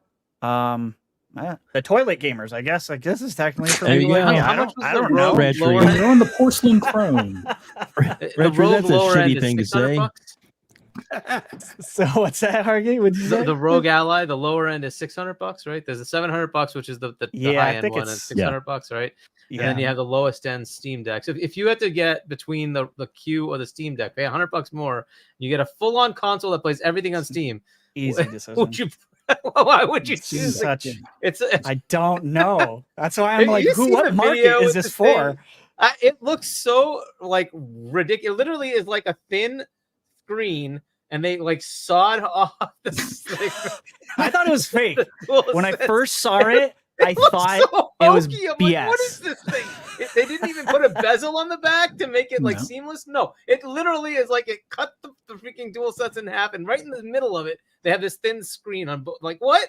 It looks so hokey. I can't believe they put that. Yeah, it looks like somebody, like you said, cut the controller and then Level 3D printed the thing to hold the phone in between it. Yes. Yeah, see, Money, we're talking about the Q from Sony that's supposed to be coming out before the end of the year. No, the It looks Wii U basically thing like was a actually a controller more cut in half. like useful Yeah. design Yeah. than this thing is. Magical. I Oh like my that. Slap my goodness. phone in the middle and call it a day. Duke Togo, the PlayStation Q is basically the Wii U, just 10 years late. Yep. Yes. See if I So can find a bad. picture while y'all I talking don't know. about You it. know what? It's probably gonna fucking sell like hotcakes too. Like I don't understand. goodness. That's Sony zombies. Like I don't know. There's a lot better things. Well, I mean, for me to... not that many people bought the PSVR, right? So Yeah. maybe that's You're not right. true. It really just comes down Yeah, to no, you're how right. useful it is. Yeah. So we'll see. Yeah, I mean it's another, it's a Sony missed. As soon as like I was gonna get the VR the second they were like not back compat. I'm like, nope, Yeah, I'm not supporting that is that an odd crap. choice. Yeah, I'm not back supporting compat. that crap. That's where I drew the line personally. Plus, it I should know- have been compatible with PC out of the box. Like, Yeah. why fight that? Like, if you're going to put whole fighting the slate future. all of your titles on the PC, why not make it compatible? Just They really like to fight the future till the last millisecond. I mean, I don't understand it. We're seeing it again with Ratchet and Clank not selling crap. I wonder why. Maybe because the hype is gone for that game. It's been gone for a while. Maybe if you did day and date, those PC guys would jump on it. I know they would. They would. They would buy that game. But Is it selling well? no, I guess it's selling like crap. I don't know exactly what the numbers were, but that's too bad. they were not good. Great game. One of my absolute favorites on PlayStation. There she is. There she's so ugly. Yeah. So precious. Yeah, I don't know if I they don't know. can. Yeah, That you looks can too kind of tell from fragile. here too how bad it is on the back. Like it just looks so hokey. I just don't Yeah, I don't get it. I'm hoping the screen slides out, and maybe it does, maybe it doesn't. I don't know. I don't think so. Hey, I think what- it's pasted all Is together. it No, maybe it's permanent? permanently made in there. Maybe. I maybe, see. yeah. I assumed it slid out, but Nope. that's Yeah. probably a dumb assumption on my Very, part because very that makes hokey. too much sense. And where's the trackpad thingy? Is that like just you touch the screen somewhere? yeah, probably. Of course. Of course. It's wonder always if the you can thing blow that I on the also don't like screen about and- those controllers. Here, can you blow on the Oh, controller? yes. Uh, Yeah. Don't blow my controller. My joysticks are be blown on. That did not feel right playing Oh my Astrobot God. blowing into my controller. I'm like, hope no one's watching. This doesn't doesn't feel right. They had that commercial the Dimitri, first what are time, you and you can doing? blow it up. That Retri, he's a hardcore gamer, sir. Other game that even uses that feature. It was Like, so hilarious. I think that's it, right? I don't Yeah. remember. I don't think there's any other. It's like blow into your controller to pull back the arrow. No, like I haven't seen it since Astrobot. But great game, by the way. Too funny. Very odd implementation. But hey, I mean, we got smell-o-vision controllers. Yeah, No. we have the We do. TMNT pizza. Another thing I didn't think was real until I had to look it up. I'm like, holy shit, this is happening. All right. I still like to have one just because they're cool looking. Never play it. Yeah. But it'd be cool to have. Yeah. Between that Plus, and it's the pizza. Sonic furry controllers. The fur. Yes. Those were so crazy. I remember Oh my that. God. Yep. It's too funny. All right, let's move on from this Final Fantasy talk. It seems like it's all good news for Xbox, and it's a good time to be in the ecosystem. So that's great. But now we're hearing it's just more good news. Games pound everywhere. Hasbro wants Microsoft / Xbox to bring back Activision's Transformers games, which is great that Hasbro came out and said not only that, they specifically said they want it all to just go into Game Pass. I was like, okay, Hasbro. But it turns out they're missing. It's just fucking hilarious. Where'd you put that hard drive again? Activision's just like, yeah, we gotta find those. We done lost your games. Like, what the hell has that They put it in happened? the landfill somewhere. We had Like, Call of Duty to make. God damn it! I mean, did they put it next to the old ET game? Like, is it in the landfill? Like, I don't understand. Like, how? Like, I don't know. Backups are backups, guys. But so yeah. So, anyways, during an interview with the Transformers website, Transformers World 2005. I don't understand the name. Hasbro stated a desire to re-release a collection of the Transformers games published by Activision onto Xbox consoles and Xbox Game Pass, which would be great. These games include the movie tie-in games to live-action Transformer movies, High Moon Studios, War for Cybertron, and Fall of Cybertron, which are the ones I played. I didn't play any of the other ones. Platinum Games, Transformers Devastation. I guess that was a decent one as well. So Transformers, obviously, the long-running multimedia franchise, the chronicles the ongoing war between the Autobots and the evil Decepticons. But I thought this was interesting that Hasbro would go out of their way to even say anything. But they also said, sadly, apparently Activision's not sure what hard drives they're on in their building. I guess they're not labeled.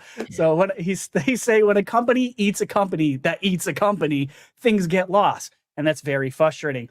Hope is now that the deal is moving forward with Microsoft. It is, spoiler alert, and Xbox. They'll go through all their archives and every hard drive to find it all because it's an easy Game Pass ad, says Hasbro. We want those games back up and for people to have a chance to play. 100% agree. Guys, what are your thoughts? I'll start with you, Fuzzy. Did you play any of these games? And what are your thoughts about Hasbro coming out and saying what they said? I think War of Cybertron was the only one I played, but I kind of forced myself to play that one because I'm big into Gen 1, but they didn't really look Gen 1. But that was the one that everybody was raving was like the better of the Transformer games that were out. But yeah. I would have to believe, especially since I think there's Splash Damage is working on a Transformers game now.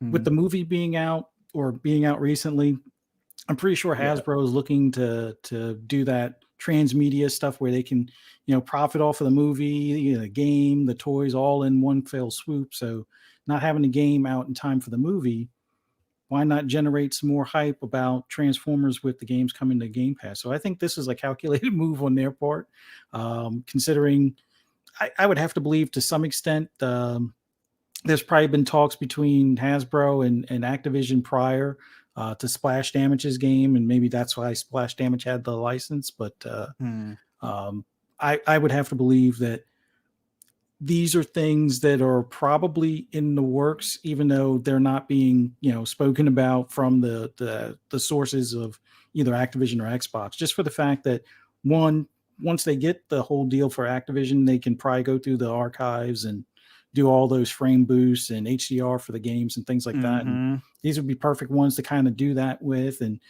throw into Game Pass service and stuff like that. But it'd be nice if someone makes a full on Transformers game and, considering Microsoft doesn't, or Phil doesn't seem adverse to license games and keeping them exclusive, possibly, i.e. with Indiana Jones and stuff. Maybe we get a Transformer game in the future, but it's cool to see Hasbro kind of saying, hey, yeah, we would like somebody to bring these games back. It's just a matter of, I don't know who's going to be checking the archives. They need to send like maybe send what's his name, Major Nelson, before he fully leaves Microsoft. Like, hey, you mind going in the basement? Labrie, Aaron Greenberg, all of y'all just go through all the computers, follow Bobby around, see if they can't find these games somewhere on a backup disk or wherever they may have put them. Hopefully they didn't overwrite them with the stuff like the cutting room floor stuff from Call of Duty or something. But it's a cool idea. Would love to see it. Hopefully they find the hardware or the hard drives with it on there, and who knows, maybe we get a Transformers game in the next 4 years or so. I mean, I could see that. They still got High Moon Studios. They're there. They made one of the most beloved Transformers games, so it seems like Hasbro is like, yes, like this is gonna happen. We're cashing in. We're all in with you guys. Yeah. Cloaked Onyx $5 super chat. He's blowing into your controller. You don't remember blowing into your mic the Nintendo DS or 3DS. Touche, sir. That's right. We've been blowing in shit for a while now, I guess so. You are correct. Pause. Anyway. Pause. Yeah. Hargeet, what do you think about this? Did you play any of the old Transformer games from Activision? I did. I don't recall if I finished them. I think I did. I think I finished all of them. But yeah, so obviously Hasbro is like, hey, this is a chance to get some cash for nothing. Exactly. So before Phil forgets about us, right? We like some of those billions that they. So like, can you write a check? I don't know, $10 million. Like you put it in Game Pass. Okay, like literally, what does it mean to them? Nothing, right? So it's really just a contract to put their game into Game Pass, right? So why not? And so it makes sense. I guess a lot of people might do that, right? There's still Marvel to come in and say, you have a bunch of Marvel games. Any interest in Game Pass? Right, and like it isn't like Disney is not having financial trouble right now. They're losing money everywhere. So what's it to them? It's games that already exist. It's a simple licensing agreement to say, hey, pay us some cash. Go ahead and put it in Game Pass. We don't care. Put them in there, right? And we get an infusion of cash for nothing. I could certainly see it. It just depends on whether they want to do it or not. That is Xbox. If Microsoft wants to make that investment there or make that investment elsewhere. Look, it behooves them to have like a 10, 15-year contract to say, hey, we're going to put this in and then we'll renegotiate in 15 years, right? But that way we're covered for a long time. You can keep these games in Game Pass and potentially even just sell them and you get royalties, right? So why not, right? So now that's the part where they kind of have to like find the code and actually publish them again. All right. Which it's hilarious that this is an issue. I love that. I love that this is an issue. It's so funny to me.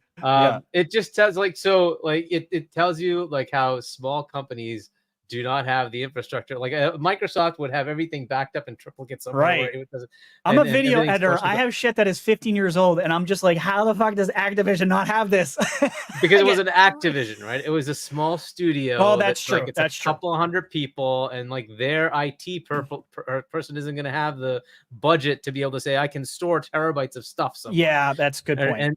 And that's the problem. So you end up putting it on a tape or something and hope that tape doesn't get corrupt and you put it in like an Iron Mountain or something like that. And who knows where it ends up, right? And this is the problem you run into, right? So if it's Microsoft and that's what's going to happen, they're going to catalog all their stuff, their assets, and say, we're going to store it. And it's going to be stored on our servers and we will have a catalog of it. And this will not be a thing, right? But right now that's not what happens, right? So they just gobbled up a whole bunch of studios and those studios had whatever they had. And in some cases it was like liquidation sales and they're like just picking up IP. And so whatever they get, right? So we'll see. Hopefully they can recover it. Hopefully, something comes of it. If not, then, it is what it is. We'll see what happens. But it's a good sign that those people are willing to negotiate and create those deals. It's now a question on the other side if Microsoft is actually interested in laying out some cash to say, hey, let's bring these games in. Certainly it doesn't hurt to have Transformers games in Game Pass. That's kind of cool, right? Yeah. It certainly doesn't hurt to have Marvel games in Game Pass. That doesn't hurt either. So if they can bring more and more of that catalog, that back catalog of ABK in, why not, right? But that all just comes down to, again, money and where they want to allocate those resources. And if it makes sense, right? Like, and this could be like a multi-year thing where they have to take some time to find this stuff and get to a point of saying, yeah, we can possibly do this. It might be a year from now. And so maybe a E3 or 2 from now. They might find half of the games. Hey, we don't know. Yeah. Right. Like we'll make this deal with you now because we still literally cannot find the Fall of Cybertron. But I'm obviously for this because, you know, I liked my Fallout. It took me forever to hit 100. I mean, not Fallout, Fortnite. There you go. So for me, yeah, I'm all about this. I just needed to brag that I did what millions of other people did with no problem. But anyways, yeah, so I'm all about this. Hopefully they can find the games and it happens and Hasbro makes a deal with Xbox. That'd be great. It's a lot of the, like, we've seen like the ridiculous amount of Activision IPs that could go into Game Pass day one or day whenever they find the games. But I think it's it's exciting because it's just there's so many games there. Yeah. It's kind of it's kind of like the last acquisition where we got like, boom, we got like 20 games at once. It'd be nice to see that happen again after the ABK deal is finalized. Maybe at least has, sorry, I was going to read that. At least Hasbro is, hey, let's bring back Transformers instead of just bringing back Mr. Potato Head and Family Game Night. That's true. Too. Why not? They could have gone in a weird direction with that, but yeah, Mr. Potato Head, that's hilarious. Once the deal is done, I have a feeling they're going to be like, I'm your boss now. Get to looking for this right now. Because I mean, to them, that's all assets for them that they want to put in Game Pass. So yeah, there's some people going to be hustling and digging through all that stuff to find what they need. Even if stuff they can't use, they want to they want it, archive it. Yeah. With like, I mean, like even the Guitar Heroes, all that kind of stuff. Man, could those come in? They probably could, right? Some of that stuff. I think so. In. Bring it back, please. I'm more curious what they do on the PC side of it. They have a larger catalog there, and how do they bring that over? Because some of those games I don't even think are in like a Steam. I think they're just like their own installs. So they'd have to find a way to put them into the Microsoft Store or something. I don't know. They'll have to work that. See what they do with it. Even BattleNet doesn't have most of their games, so. It'll be interesting to see how they get that done because that's something they're going to definitely want to push on that PC Game Pass. Right? That just screams game of a service, though, doesn't it? Buy a guitar that's a controller that's quality built, made for multiple platforms. They had constant like new songs coming in all the time. The packs you used to have to buy. Yeah, and so 80s collection, 90s collection, hard metal, country, whatever. Hip hop. I mean, you could also see like hey, if you subscribe to Game Pass Ultimate, you get like 10 songs a month as part of your perks, or every quarter. Oh, night, that'd be a great perk, dude. Right, and just boom, you just get people just signing up. Like, why not? Right, just keep getting these things. And what the heck, right?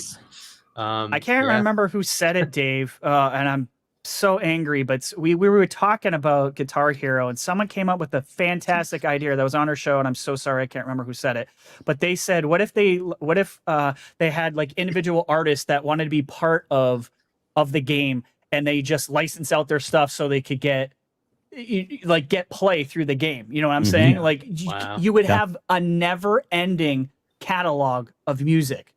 It would never stop because there would be so many unknown artists that'd be like, I want to be on your game. Obviously, it would be vetted, just like mods and stuff like that are vetted through Xbox. If it would have to be programmed in anyway, right? But wow, could you imagine this being like, the artists of the month? Here's the 3 or 4 artists of the month. Exactly. Right. Yeah. And you can pick your genre. I like pop. I like whatever it is, right? And you can just kind of play along with it, right? Like, wow. It's never ending. It's literally like it could, the amount of money that could, like, they've got to bring that back. This, that would be great. RHETRI, you'll my idea was get your Baby Royale, Shark song. Oh my God!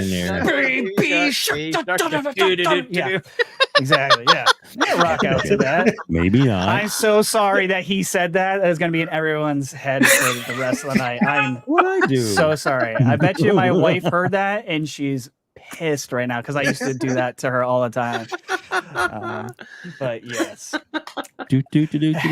Oh, sorry. It's in my head now. Thanks, Dave. Moving on. Oh, sorry. Beyond Days. That's a great idea. Why don't nobody have this on Xbox already or any other gaming platform? Because that game service would sell millions with all types of music on your playlist that you can play. Exactly, Dion. Like this seems like a layup. And it is one of the IPs that I do believe they will bring back. I think for and they should keep it multi-plat. I think they should put it 100%. everywhere and have Game Pass have those perks. Bring them over. Yep, absolutely. It definitely costs money for the IP, but that's why the idea, which sorry, I can't remember who came up with it. It was one of our guests, was for independent artists to do this because the cost for that licensing for the music way less, right? And it would just feed it. It just feed itself forever. You can also do it regionally, right, and promote like in your country musicians or whatever. Bingo. Right? Yeah, there's so many ways to dissect this, Hargeet. You're absolutely right. Like regional, maybe I don't want to hear like music from India, but you could tailor it to. Maybe you do, and maybe that's something you want to discover, and you're like, hey, exactly. I want to see what's going on in Japan now or South Korea. I listen to Spanish music and French music. I have no effing clue what they're saying, but the beat's just so good. I'm like, this is all right. I can do that on Guitar Hero. That's all good. So anyways, future Capcom game is said to sell millions. What could this be? So Capcom intends to release an unannounced game. Words are hard. Millions. Capcom intends to release an unannounced game by March 31st, 2024. Very specific date. That will sell millions. I don't know. I mean, we got, so there's like Resident Evil is out, Street Fighter, Exo Primal just came out. Some people, and now this is unannounced, so some people are saying this could be Dragon's Dogma 2. I don't know if it's unannounced. That's not unannounced though, so I don't really know why they brought up. Right? Yeah. That doesn't make any sense to me. I guess maybe it could be like, I don't know. I'm not sure what the hell it could be. Any guesses what this? Remake? Oh, please, yeah. Maybe it's a remake. Monster Hunter? Like, could it be the new Monster Hunter? I don't know when that would. I don't know, like in that cycle when a new Monster Hunter is coming up, but guarantee like around 3 years, give or take. Is it that quickly? Okay, well then I guess that kind of fits, with right? Updates in between, like at the 1.5 year mark, but it could be a Monster Hunter. I think it's like you said, Dragon's Dogma 2, possibly, because wasn't that one of those NVIDIA leaks or something like that? Oh, was that part of the major NVIDIA leak, Dragon's Dogma? I don't know. You probably that was a lot. Officially announced, though. Yeah, it was officially announced. It was. It was, right? Okay, I thought I thought it was officially announced. Yeah. So this happened during their quarterly earnings call where they said this unannounced. So to me, that took out Dragon's Dogma, but I mean, and Pragmata, which got delayed, I think indefinitely. I don't know what the hell is going on with Pragmata. Yeah.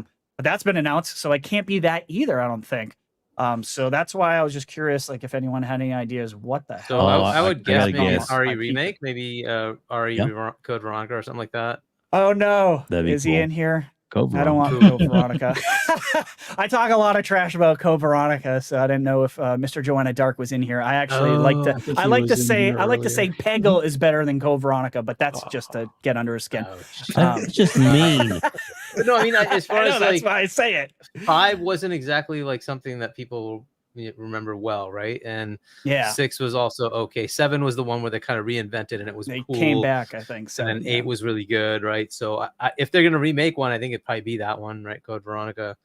But that's a possibility. Maybe that's what it is, right? It's how long was that one? That wasn't that long, right? I don't remember, the size of that one, but because that could be it. It could be if it was small enough, it takes a few years, and maybe they're ready and they can just ship that one. I think you might be onto something, Hargeet. I think a remake makes a lot of sense here, right? I mean, because then it's a known quantity. Doing that, yes, right. So it's like guaranteed. Yeah, if they're that confident it's going to sell millions, an remake remake, it does make a lot of sense. Yeah, unless it's something like Street Fighter Anthology with everything in it or something like that. Maybe that could be something like that. But that's a good point. Yeah. Right.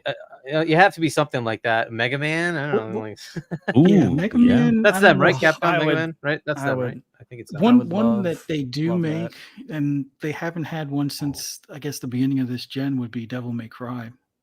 Yeah, someone And did say Devil considering May how Cry well 6 in Final the Fantasy chat. was out. kind of being received, the latest Was one. that 2020? Is that came out in 2020 or 2019? 20, yeah. I don't know. DMC. Maybe it was 2019. Then a year later, they had like a next gen patch. Yeah. Oops, I hit the wrong thing. Yeah, I don't know. Let's see, what was that? Yeah, it's 20. So March of 2019. So, yeah, I mean, it definitely, the timing feels right for it to possibly be a Devil May Cry. I don't know what the hell the last one sold. I mean, it feels like there's a lot of confidence, a lot of beating of the chest on this. Oh, we're gonna sell millions, like guaranteed. So. I don't know if Devil May Cry is that, and maybe you guys in the chat would know better than I do. I'm not sure what the hell the last one sold, but well, I don't know if this is accurate, but it said 4.8 million as of December 31st, 21. Yeah. So Okay, well there you go. That's not bad. That's not bad. That's millions. That would make them not liars. So, so yeah, somebody said 5-ish Dead million. Rising. Dead. Yeah. I hope if it is a Dead Rising, I hope it's more in line with like Dead Rising 3 or like a more serious reboot. 4 was the multi-plat one, right? 4 was multi-plat. Yeah, which I did not like that one as much. And Dead Rising 2 is also multi-plat because at that point I was PlayStation only. I had a PlayStation 3 and I was like, damn, I really want Dead Rising, the original one on PlayStation. Then they came out with 2. And I don't think it did as well as the original one on Xbox 360. So, yeah, a serious Dead Rising. Not saying I'll be make it down like with The that. Last of Us, but like kind of right, like somewhere in the middle, though, a little more grounded to reality. Or if it does, would you want it to go back to Xbox exclusive?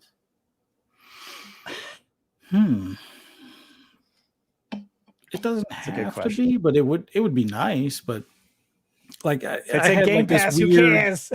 this weird zombie game dream when they acquired Undead Labs. Like have Undead Labs work with Capcom, like before. State of Decay 3 was announced. Have them work with Capcom to make a new Dead Rising, reboot the series. Have it where it's kind of a blend of a more serious Dead Rising with some of the mechanics of State of Decay, but I would love for it to have something. You really want a more serious Dead Rising? I think the whole fun of Dead Rising is like it's zany as hell. Yeah, he's not the only one. I've heard multiple people say that though. Fuzzy's not alone in that. I've talked to other people too, and they're like, "Yeah, I would like a more grounded, more serious one." And I'm like, I want the weird Dead Rising personally, but I think that was part of its part of its charm. But I get you. Like, hey, you want what you want. We don't want the same thing. And that's perfectly fine. But let's against my better judgment, let me put this up here. I didn't want to give this any playtime or clout, but I kind of promised I would. So let's take a look at this adorable little mother.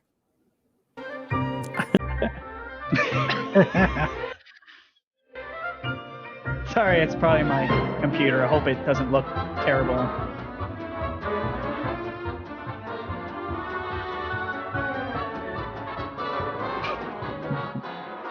He's cute though.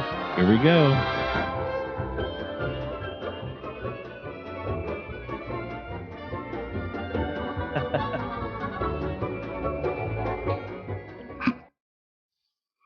So Microsoft's buying Sega. It's been confirmed. Microsoft Edge team has let us know what's happening. Some people are running with this. There is something to be said that it's like it's not like they didn't know what they were doing by using the hedgehog here. I don't know. What do you guys think? Hargeet, is there anything to this? Or is the internet being what the internet usually is, just dumb? I don't know. What do you think? It's an odd one. Look, Could it mean something like that? Sure. It is odd that it would be the Edge team, right? But right.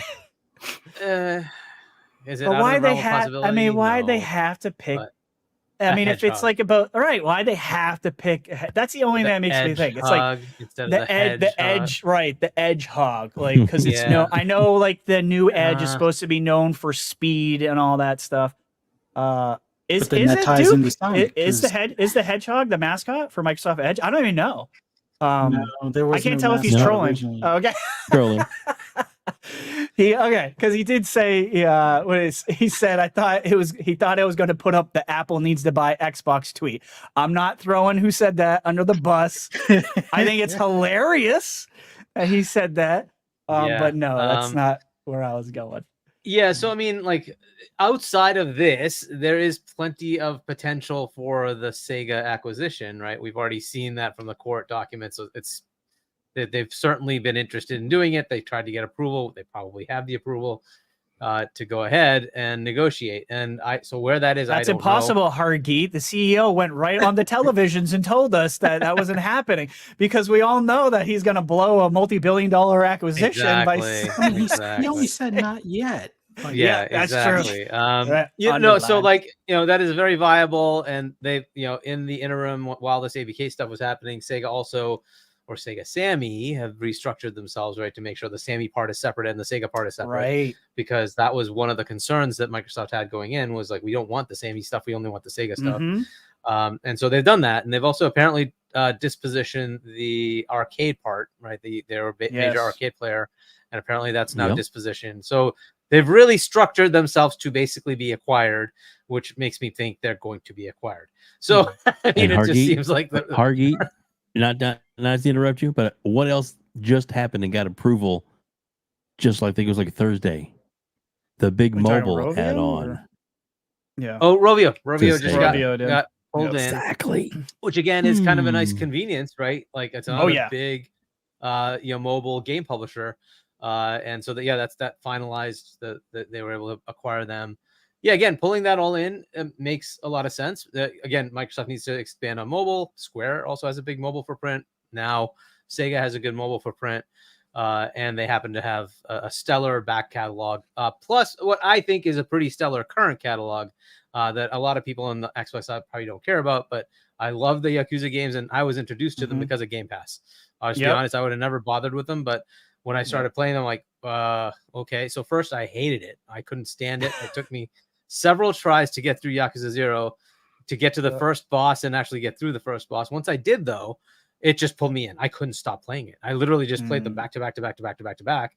And I would like go sleepless nights, just keep playing the game. It was just so ridiculous. It's like it was a Zelda for me. I just kept playing and playing. So it was crazy. And so like that whole series got introduced to me, and I've actually bought the ones that aren't on Game Pass. So like I just got hooked into it. And Hargeet, you are not alone. I heard like what you just said, where like I got sucked in and I just went through them all. Yeah, I just couldn't stop. I'm like, the who story did that. was so good. I'm like, I gotta know what happens next. I gotta know what happens next. So I just had to go play. And then there's the Persona games, which I have not started yet, and I have a feeling it's going to be the same bloody thing. That like, wow, these games are so compelling. I have to keep playing them, and they're multi-100-hour games, right? So you just have to kind of put in the time for that kind of thing. So I think those are stellar. There's plenty of other things they do, especially like the Relic, I believe, makes RTSs and worked on doing Age of Empires 4. It would give them another RTS studio that could actually do that in-house now, right? Instead of having to outsource it. Right. So I think there's plenty of synergy there for Sega, but again, and there's a potential for Square, of course. But is it going to happen? I don't know when. And so there's a lot of pushback from some of the community to say, hey, they need to slow down. They need to take time. And I'm like, here's where we definitely agree, Hargeet. Here's where we're on. I'm absolute opposite. I'm like, look, here's what they need to do, right? This generation, maybe like they do okay. They're not going to win, right? Because that's kind of cemented at this point. What they need to do is stage for the next generation. And when you acquire somebody, those like games are going to come multiple years after, right? So think of ABK. The first thing they're really getting was this year with Hi-Fi and Redfall, which sucked, and Starfield, right? That really is the first time they're getting something that's 2 years after acquisition, right? So you have to think about like how that's going to play out. If they buy somebody like Sega, it's going to be 2-3 years before they see the fruit of that. That basically puts you into the next generation. You want to start that generation saying, here's the stuff you're getting that's going to be on Xbox only, right? And you start bringing in those Sega games, right? You bring in some Square games, right? That they need to go now. And so there's this whole issue of the regulatory environment. There's several factors here. First, let's say the regulatory environment is going to change in 2025 with an election, right? So the FTC changes. Let's say that happens. If they buy somebody in early 2024, their decision making would happen near the end of 2024 after the election has happened, right? And then it would actually go into 2025 if they were to try to block. So at that point, it would already be switched if it was going to be switched. If it's not going to be switched, who cares? You're not going to wait another 4 years. So just do it. Like there's no reason to stop. Just do it, right? Go get what you need to get. The other part is, as Kay Asante was saying, they've got a mulligan, right? They've told the U.S. government, who now believes them, that Sony has a 98% market share. It's just facts. And in Japan, they cannot compete because Sony has done all sorts of things to block them from getting stuff, and they need to be able to say, we have guaranteed content that people in this territory like. They've got a mulligan. They can go there and say, I need to. They're not going to spend like $80 billion here. There's no publisher that big over there. So you could say, hey, I want to buy Sega for $1.5 billion, $2 billion. Are they really going to say no? I can't imagine who could, right? There's just no option for them to say no because they have such ridiculously low market share. They're just going to be able to pass it. It's just the way it is, right? If Japan's FTC looked at 70 billion and said, yeah, we don't care, go. Why are they going to complain about they can't. There's just nothing there, right? And so equivalently, our FTC, everybody's going to have to just deal with that reality of like, dude, they have no market share. You have to let them compete. They have no market share, literally no market share. What do you want them to do? So they're going to go buy. I would say they should buy two. Square and Sega. I was just going to ask that. I was going to actually make you split it, but I was going to ask you, or do you think it could be both? Go for possibility? It. Buy them both. Go for it. Buy them both. That would be and see where it goes. Been crazy, right? Dude. And can hopefully you they imagine? just get both. And there would have to be. And look, it's in Microsoft's financial interest to not go exclusive for everything, literally because they have no market share, right? They would just have to say, look, we're just because it makes no sense for us, we're just gonna leave this multi-plat, but it's all coming to Game Pass, right? And we will figure out 5 years from now if we start getting market share, if we want to do any exclusivity. But for now, there's just no point. We're just gonna let them publish wherever they want, but they will all be on Xbox guaranteed and in Game Pass, right? And that's kind of what they get out of it. Right. So I just don't see how any regulator, even the FTC, would say, okay, like, what can we really say against that? Right. So I don't see slowing down. I think they should strike now when the iron is hot before Nintendo comes in with a console that competes with PlayStation and suddenly takes away that 98% narrative. Right. I say do it. Right now is the best time for them to do it. Just go. I agree. You can see them already making a partnership with Square. I'm sure they're waiting to actually do some acquisitions once this ABK thing is inked, right? It's signed and done, right? They have other things. I hope they have some smaller studios already ready to go. But I want early next year. I think Boom was saying that too. He wants like January. I agree. January to March. That's exactly what I said. Go. Yep. Buy. Just buy. Yeah. I guess it depends on what people think is a long time. Like I said, they need to get their house in order a little bit with ABK and the transitional period with Bobby. I said Q1 of next year. I think we'll hear an announcement for something. I really do. I think the Sharks are circling. Now is not the time to slow down. You got Netflix that wants to get into the AAA business. You got who knows if Apple's going to do something weird. I just don't trust them. You got Tencent. Embracer. I don't know. You got Embracer. Embracer gets the best deal ever of all time. Like now is not. I agree with Hargeet. Now is not the time to slow down. The worst thing that can happen is they say no. You gotta shoot your shot. You gotta take your shot. Yeah. JD Gamer with the $5 super chat. Great timing on this one. Pano, what if Microsoft is going for the death blow and has decided to use this unique time to buy both SE and Sega while they have Congress and a treaty in favor? Yes. Yeah. 100%. I mean, I don't see why not. Fuzzy, what are your thoughts about this? Is the Edgehog a clear tip of the hat that they're getting Sega, or they've been doing so many tips of the hat. Like it started back when I think a Sega employee was showing like an X, and there was like a cardboard box on their desk, and then Forgot they about that had the green shakes when they were out somewhere, and then the Sonic Blue controller. I mean, they keep doing this, and then like a couple of weeks ago, or even today, like Sarah Bond made the tweet about her favorite friend companionship in the games or Sonic and Tails. And, when she's supposedly on a European trip, she's taking a picture like, oh, it's such a great time. Just as she's passing the Sega building. It's like, I swear, if there's this isn't a conspiracy. This is just, they're trolling us. Yes. But because the paperwork is probably already signed. It's just that they can't announce it because of APK or something. But even the CEO over there said, not yet, which, not yet means right this minute, but, how about now? ABK is done. How about now?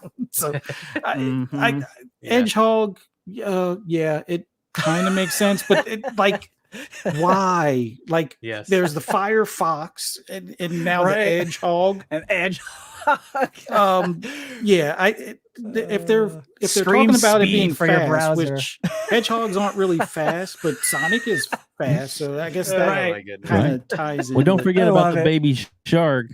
Oh, sorry. Oh, you mother effer! It was almost out of my head.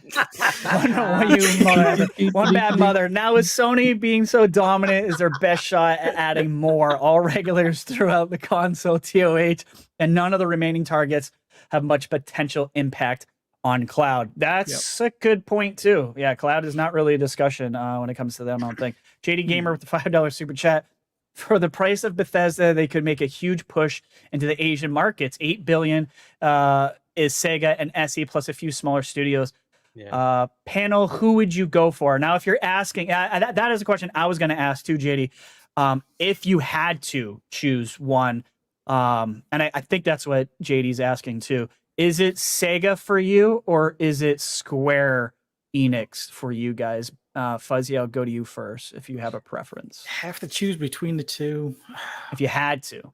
My personal choice is Sega, but from a business sense, especially considering mobile, I say Square. And, just for the tears and salt on social media. For the extra, extra perks. Oh, the pain. Hargeet, what do you say? I mean, I've always been in that position that Square first, Sega next. And I really want them to get, but for me, I like Sega more because I just told you, I love the Yakuza series so much. Yeah. They have such a great back catalog of games that they can they do revisit.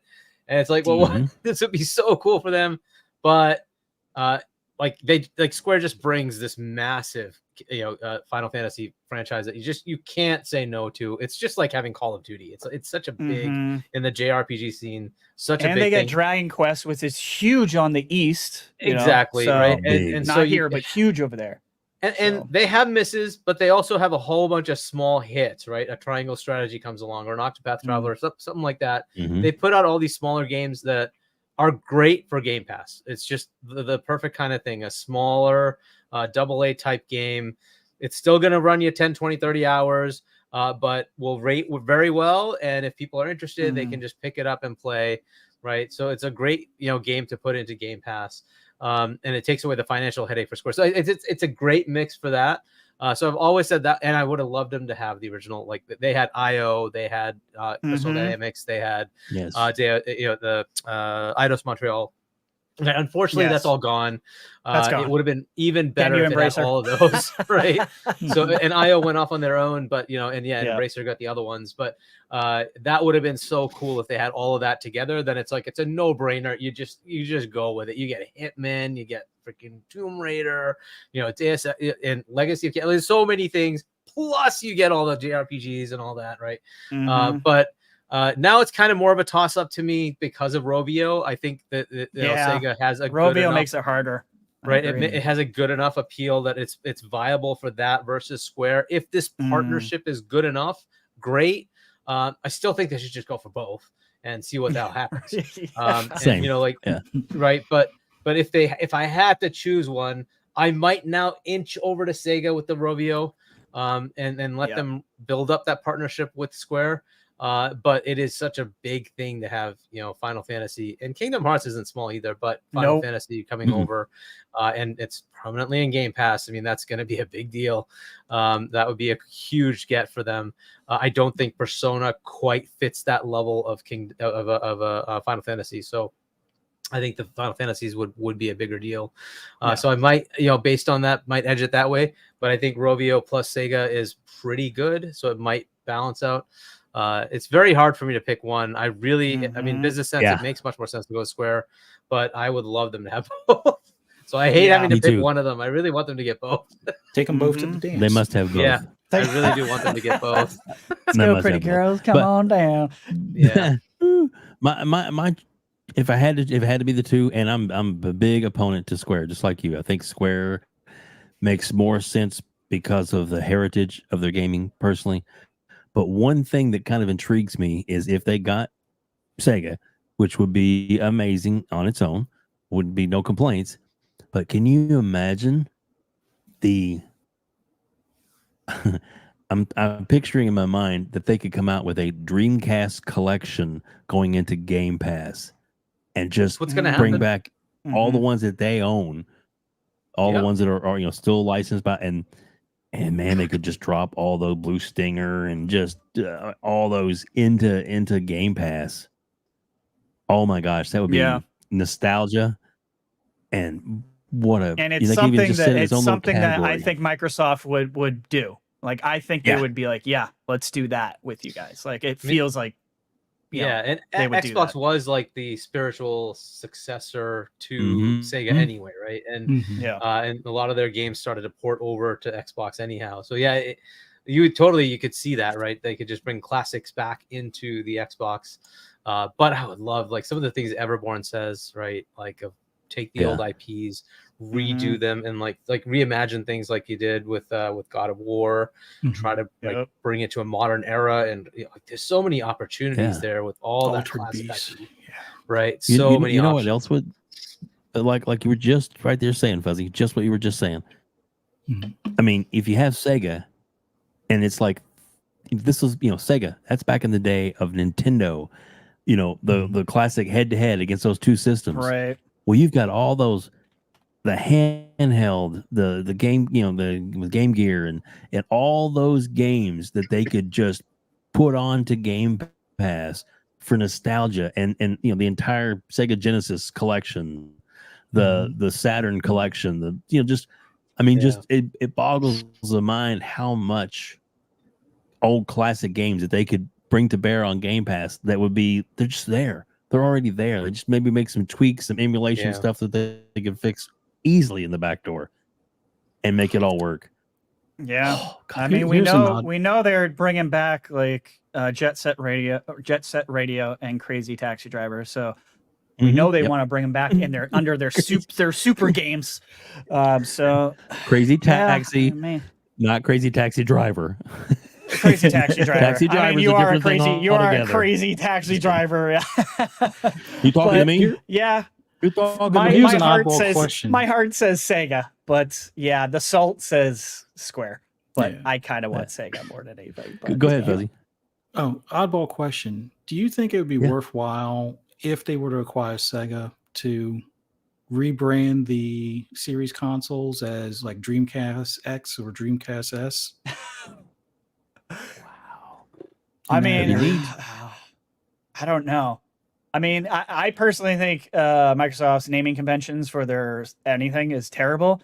So, I mean, I would probably rather have that than them confusing the crap out of grandma when she's like, is it the 1X, the Series S, the Series A? Like, it's just, I feel bad for some consumers that go to the store and have no effing clue what they're supposed to get. But what if you did like, so they had the Halo edition, right, of the Xbox Series X. Well, what if you had the Series S, but like the Dreamcast edition or something with with just the swirl or Sonic on there or something like because they'll have those. You get like a bundle to where they could with do it. Just if anything, just as an extra. I mean, how many different Switches are there as far as, you know what I mean? They're all the same thing, but they're like, you know, Pokemon version, you have Zelda version, you have this version. They could do that if they really wanted to. That would be cool.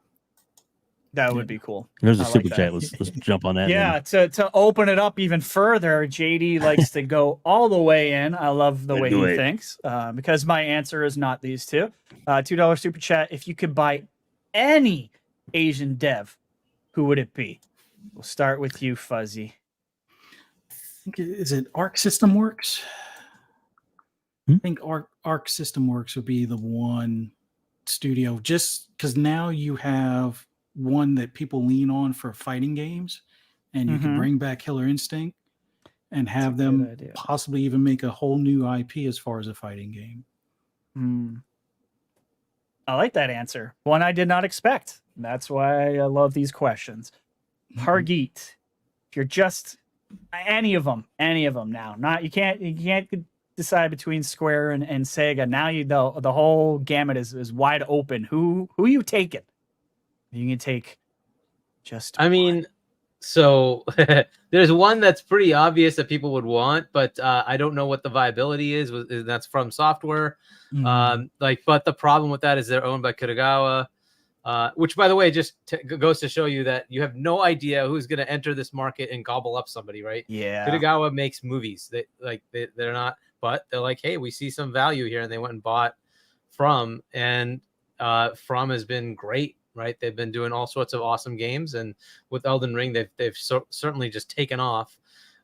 So that would be a potential, but like I don't know what the potential is of Kitagawa giving them up. So outside of that, I mean, Arc is actually not a bad one, right? Because it has a slew of games that, and I think they're the ones who do a lot of the releases in the US for some of the other games, right? So it'd be an interesting one because they would get that ability to publish some of those games. But yeah, so that it fills in a niche like for the fighting side, which is one of the things we've been talking about kind of missing lately. Yeah, which I don't know if there's anything going on in the Sega realm with Virtua Fighter, if they're actually doing anything with it. So if that's something they have, then maybe that team could do it. I mean, I'm always hoping that they go get the Warner Discovery and they get NetherRealm, and that would be their fighting studio. Because not only do they get another thing, me and Hargeet are dead set on. Right? They're right in. They get Mortal Kombat with it. Right? Yeah. I know King hates, like, when I said that, he's like, oh, WB, you guys go with your WB again. He hates that answer, but I'm right there with you, brother. So but anyway, so like. There's another one that wants to be bought, and I don't know what's happening with them, and that's Platinum. This certainly was a massive rift when they were supposed to make Scalebound, and that went awry, right? So I that's a nice way of putting it. Yes. I don't know if bygones are bygones, and you know, at this point, maybe they could repair that relationship as well. So it is a viability that could happen. I don't think they have any IP. So if it comes with no IP, it's going to be relatively cheap, but it is a studio that makes some hits and misses. It's definitely hits and misses, but there are some games that do hit, and they hit quite well. So it is viable that they could leverage them to even just help other studios or help take their IP that they own, things like Lost Odyssey or Blue Dragon or whatever, and say, hey, why don't we just start making more of those, and you know, Platinum, go do that, like go make one of these. So that's a possibility there. So I don't know. There's some options. I'm sure there's other ones that are more prominent and a better option. But those are things that come to mind. Capcom. Capcom. We were looking for Capcom. Publisher, right? They wanted developers. Oh, okay. If he's talking dev, I'm sorry. I thought we were talking. That's how I read it. That's why. Yeah. No, you're probably right. That's how I read it, right? Because if it's anybody, then you go Bandai. You just go buy the whole kit and caboodle. You buy Bandai. Now you get like the biggest publisher that has like Tekken and has a whole bunch of other games that like it's absolutely, you just go with that one. But I assumed he meant development studio. He might I assumed it was anybody, including publishers, but because usually JD's the big pit. He's a big picture guy, so I assumed he meant publisher too. But JD, you might have to clarify what you meant there in the chat. But it's right there. I know. How did he? Yeah, okay. I know he said dev, but I'm wondering if he meant I got you. publisher as well. You know what I'm saying? Yeah. Yeah. I mean, for me, if dev makes it much different if it's just dev. Platinum, just to piss everyone off. No, I'm sure. Scalebound's coming back. Yeah, I don't know. Scalebound's I just want Capcom so bad, and I also wanted. I was also one of those shills who wanted Scalebound. I'm like literally the only person who wanted it, but that's fine. It's fine. We want what we want. JD Gamer $5 super chat. Speaking of fighting games, I want the acquisition of NetherRealm.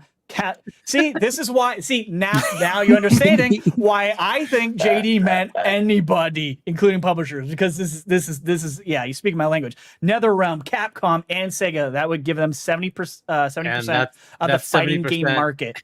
That's exactly why it wouldn't happen. That's 70%. Right, because of the right, yeah, because what you mentioned in Japan, yeah. It's like no. But but that's also why it's great news, like learning, like what you said, like I learned, I'm like, oh, okay, so Sony is screwed in that regards, from what you mentioned about the percentage that happening in Japan. So that's great news for Xbox gamers. So Automatic Dreams, they got Square and Platinum. I bring back Near Automata. Oh yeah, I love 2B. That's a good one. That's actually a really good one. Yeah. So right there too. you go, Jay. Yeah, is it? Yeah. There you go, JD. So that is our answers. So we got the new dashboard that came out for Xbox. Well, we didn't. I got it. I guess no. I don't think anyone else here got it. Right? You got it on one system and but not the other. Not the other. Yeah, which is odd. And you're not the only person I've talked to who's having that issue in the same house with the same IP address. I don't understand that. But I think it's cool that we got the new dashboard. It displays more. It's a nice lookout. So you can actually display your art. I'd be fine with if there was even less tiles up there personally. I know some people still have complaints about the ads that are on there for whatever they're trying to sell, but I think it's a step in the right. I don't think it's that bad. I don't think it's too intrusive personally. But I think it's a step in the right direction. But I'm just gonna go through some news here real quick before we head out of here, just for everyone in the community to know. So you got Payday 3 beta on August 2nd, but that is only for you Xbox insiders. So that's happening. I actually think Payday 3 looks pretty cool, and it's coming to Game Pass. So there's that. Also, we were informed of the Ubisoft Plus deal for $1 for 1 month. So I jumped on that one and hope I can actually play some of those games, because those are also intimidating games usually. But the deal is there. If you guys want it, it's out there. Just look it up. You have to do it through a link, I believe. But it's out there. And of course, this was Blizzard's new survival game, Odyssey. Rumors of that being that it's possibly almost done. I don't know too much about this game. I have to look into it, but there was some rumors going on around about that. And of course, this one. Maybe? Yeah, I can't remember where the heck I heard it. I just wrote it down. Or maybe we find out more about at BlizzCon. Yeah. Oh, yes. Oh, I have no doubt. If it's coming soon, yeah, we should know. We should know at BlizzCon, right? Arcane Austin may be returning to single player project following Redfall, according to a job posting. And I think that's pretty. I think that's pretty accurate. Normally, I would be like against this. I know, like, I'm a big fan of what Phil said and letting the studio stay weird and continue doing weird and taking chances. But maybe for those guys, it might be the right. Well, but they were kind of directed to that, right? It certainly was their option to do it, but it really was kind of Zenny kind of saying, hey, maybe that's true. It'd be nice maybe you should try this. Yeah, yeah. Let's try this and fail at it miserably. But yes, and the developers of Lies of P have openly said that Game Pass was a huge deal for them. They're happy to be in it. So it's another instance of another developer that is saying that Game Pass is a good thing. We'll see what happens. Unfortunately, that game is coming right after Starfield, so I don't know what's gonna happen to that. But it is a Souls-like type time of to game. come out. Yeah, I don't know if they should move that out. I know. I thought that was. I know, because it moved like several times too, and they moved it possibly into the worst month possible. But hey, it's a very different game, so maybe it'll find its audience. I'm curious. I'm very curious to see what happens with the numbers of Liza P because of that too. But yeah, I think that's all I got, Dave. Of course, there was the whole mid-gen refresh versus the handheld. I don't know if you want to say what the results of that were, but of that poll. Well, I don't know if that's they're still long gone, but the handheld won out. I'll tell you that. Can't get you the exact Handheld numbers, but I won know out. more All right. people would rather have a handheld than a There you mid-gen go. refresh. But yeah. Yep. Oh my gosh, what a great panel! What a great night! Oh my God, you guys in the chat were amazing. Right, still got over 150 people here. Thank you so much for being here and hanging out with us. And yeah, it's this is fun, man. This was fun tonight, guys. Thank you so much, both of you, for being here. And I hope you had to have as much fun as I did, because it was good. It was good. You guys are both amazing content creators. You're both on a lot of different podcasts, and I have much respect for both of you. And I mean that too, because like you proved it tonight, man. We're able to talk pretty much any subject that comes up. Both of you are able to just knock it out of the park and give your opinions, and I think that's great. And thank you both for being here. I know me and RHETRI both appreciate you. I don't want to speak for him, but I know he feels the same way. Yeah, I'm so happy to get you both. Yeah, absolutely. There you go. You guys killed it. Anything we throw at you, you guys just, you're knowledgeable, man. That's why we love having guys like you on the podcast. It's super fun, and you guys have great answers. And sometimes you throw weird answers out there I didn't think you guys would say, and that's what I like to hear. So I appreciate you guys coming out tonight. And chat as usual. Chat killed it. Thank you everybody for the super chats tonight as well. It's a lot of fun. I love doing this podcast. So thank you guys so much. Yeah, me too. I do love it. So let's get to some outros. Let's go to Fuzzy Belvedere. I gotta say one thing though. Fuzzy Belvedere. Everybody. I mean everybody. If you're still here listening, go to Fuzzy's channel, and I'm gonna put it in the chat right now for you guys to go to his channel and hit the subscribe button. We got to get him to at least 500 because he works so hard, and 500 is his first goal, and then he's gonna get to 1,000. But man, this man. He puts out some great content and really knows his racing. And when that Forza game comes out, we're going to be having this man back. And we're going to be like, whoo, bleeding the nuggets out of him, because I know he's going to know all the ins and outs of the game. So I'm looking forward to that. Fuzzy, thank you again for being here. Tell everybody where they can find you. Oh, just thank you guys for having me. It was awesome being on here, and always awesome being on the podcast with Hargeet, Chani as well. Love you guys' takes. Love you guys' thoughts on everything. And like you said, it's great to be able to talk games with you guys, and just, whether it's new games, new news and games, things like that. Just, it's always awesome being here with you guys. So for those that want to hear my endless rambles and rants on anything gaming related, just follow me on the social media app, formerly known as Twitter, or just about any other social media. Just do a search for Fuzzy_Belvedere, or just Fuzzy Belvedere, all one word, like I have on YouTube. You can also find me on the Xbox Lunch Break Special Monday on Double Barrel Gaming from 12 noon Eastern Standard Time. And then later that evening, FSP on Fun Speculations channel at 10 p.m. Eastern Standard Time. And then you'll see all the other shows that I'm on throughout the week on my feed on social media and stuff. But always appreciate the invite. Glad to be here with you guys. Thanks again so much, and thanks for the chat, for interacting with us and checking us out. And man, this was awesome. It was awesome. Hargeet, Chani, the man, the man that is not on social, and I have seen your name, but it's everywhere on Twitter, right? Or Hargeet, Chani, hashtag Hargeet. I'm like, that's so awesome. Tell everybody where they can find you. What shows you're going to be on, sir?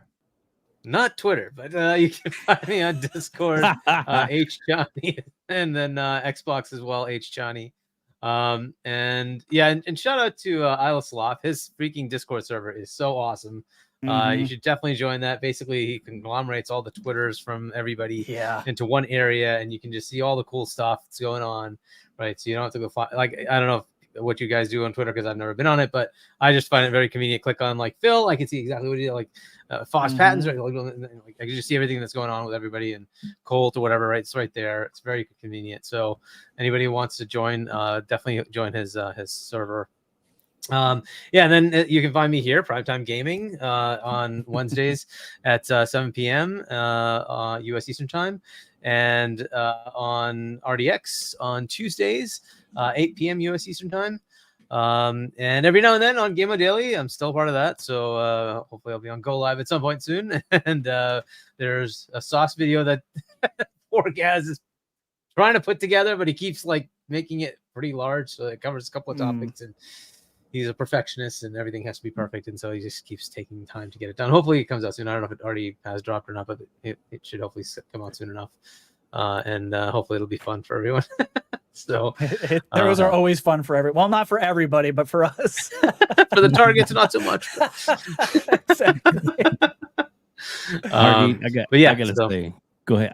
I love that you are a permanent member on RDX, man. It is a great panel already, and you help up it even more, man. Thank you. And Fonz, and I mean, and it was getting spicy last week. I left it. Yeah, it was great. Like he was in it. Good. Oh my goodness, he was loving to. He was getting into the whole like, no, they need a mid-gen refresh. They need mid-gen refresh. I'm telling you. I'm like, wow. I couldn't disagree with him more, but I still loved his passion. It was great. And we did have Zealots of Gaming. I don't know if that's going to come back at some point. We'll see. But unfortunately, Zucker's like it's just real life. He has like a lot of work responsibilities coming in, and it's making it very challenging to make that happen. So it'll probably be on hiatus, or if not gone. We'll just have to see. Well, I hope it does come back, because that was actually a really fun show, and I enjoyed that as well. Yeah. I tell you, this has been really fun. It's almost like I don't want it to end. Oh, yeah, thanks for having me here.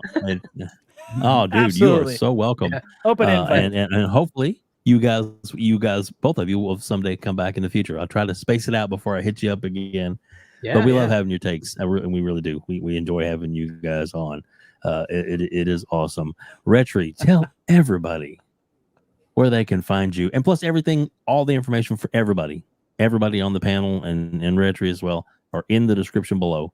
So check that out. Click on it if you missed any of it, including Hargeet's Discord link is right there, so easy to find. So check it out. And he's one of the good ones. So with Fuzzy.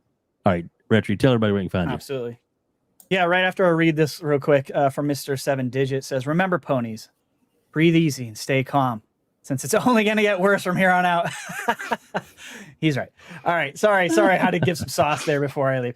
Yeah, you guys can find me Game Pass Daily on YouTube, and Game Pass _daily on X, I guess is what we're calling it these days. I'll put that out there. And of course, Gamers Council, every Sunday at 7 p.m. and the Xbox Factor podcast with Boom, Umbra, and Danny on Tuesdays at 12 p.m. Eastern Standard Time. And thank you, chat, for being here tonight. It was a lot of fun. We always like to keep it kind of light here and try to get you guys involved. That's why we show so many of your chats on the show itself, because sometimes we like to go off on a tangent and start going off of what you guys say, because I think that's just fun. This is a very community-based show. That's why we do it. So thanks for coming out. And thank you, Hargeet and Fuzzy, for joining us tonight. It's a blast as usual. But yeah, good show, guys. Appreciate it. And hit that like button before you leave, guys. Yes. Thank you, boss. Yes. Thank you, boss Mod Lethal Popple, for keeping everybody safe in the chat. I love it. And everybody that comes out and was here tonight. It's like I said, and next week's show is going to be a good one. We've got Mr. Boomstick XL for sure, and we're gonna have a giveaway next week. We're gonna give away one of the mini fridges from Microsoft. To check out that'll be cool. Somebody in the chat is gonna win it. Beer, soda, whatever you want to keep cold. Yeah, there you go. Yeah. Tommy boy, I love it. But yeah, and so it's awesome, and plus too. Like Colt says, be nice to everybody. And man, I know there's going to be some craziness coming up the next week, because we know we're going to get some results either this week or next. And once the deal is final, and we believe, and I think all of us believe, that the floodgates are going to be open afterwards. We're going to hear so much. Microsoft has some pent up aggression that they need to get out, and it's coming. It's be ready for it, and we'll be here ready for it too. So please come join us and hang out with us here at Gamers Council. Thanks, everybody.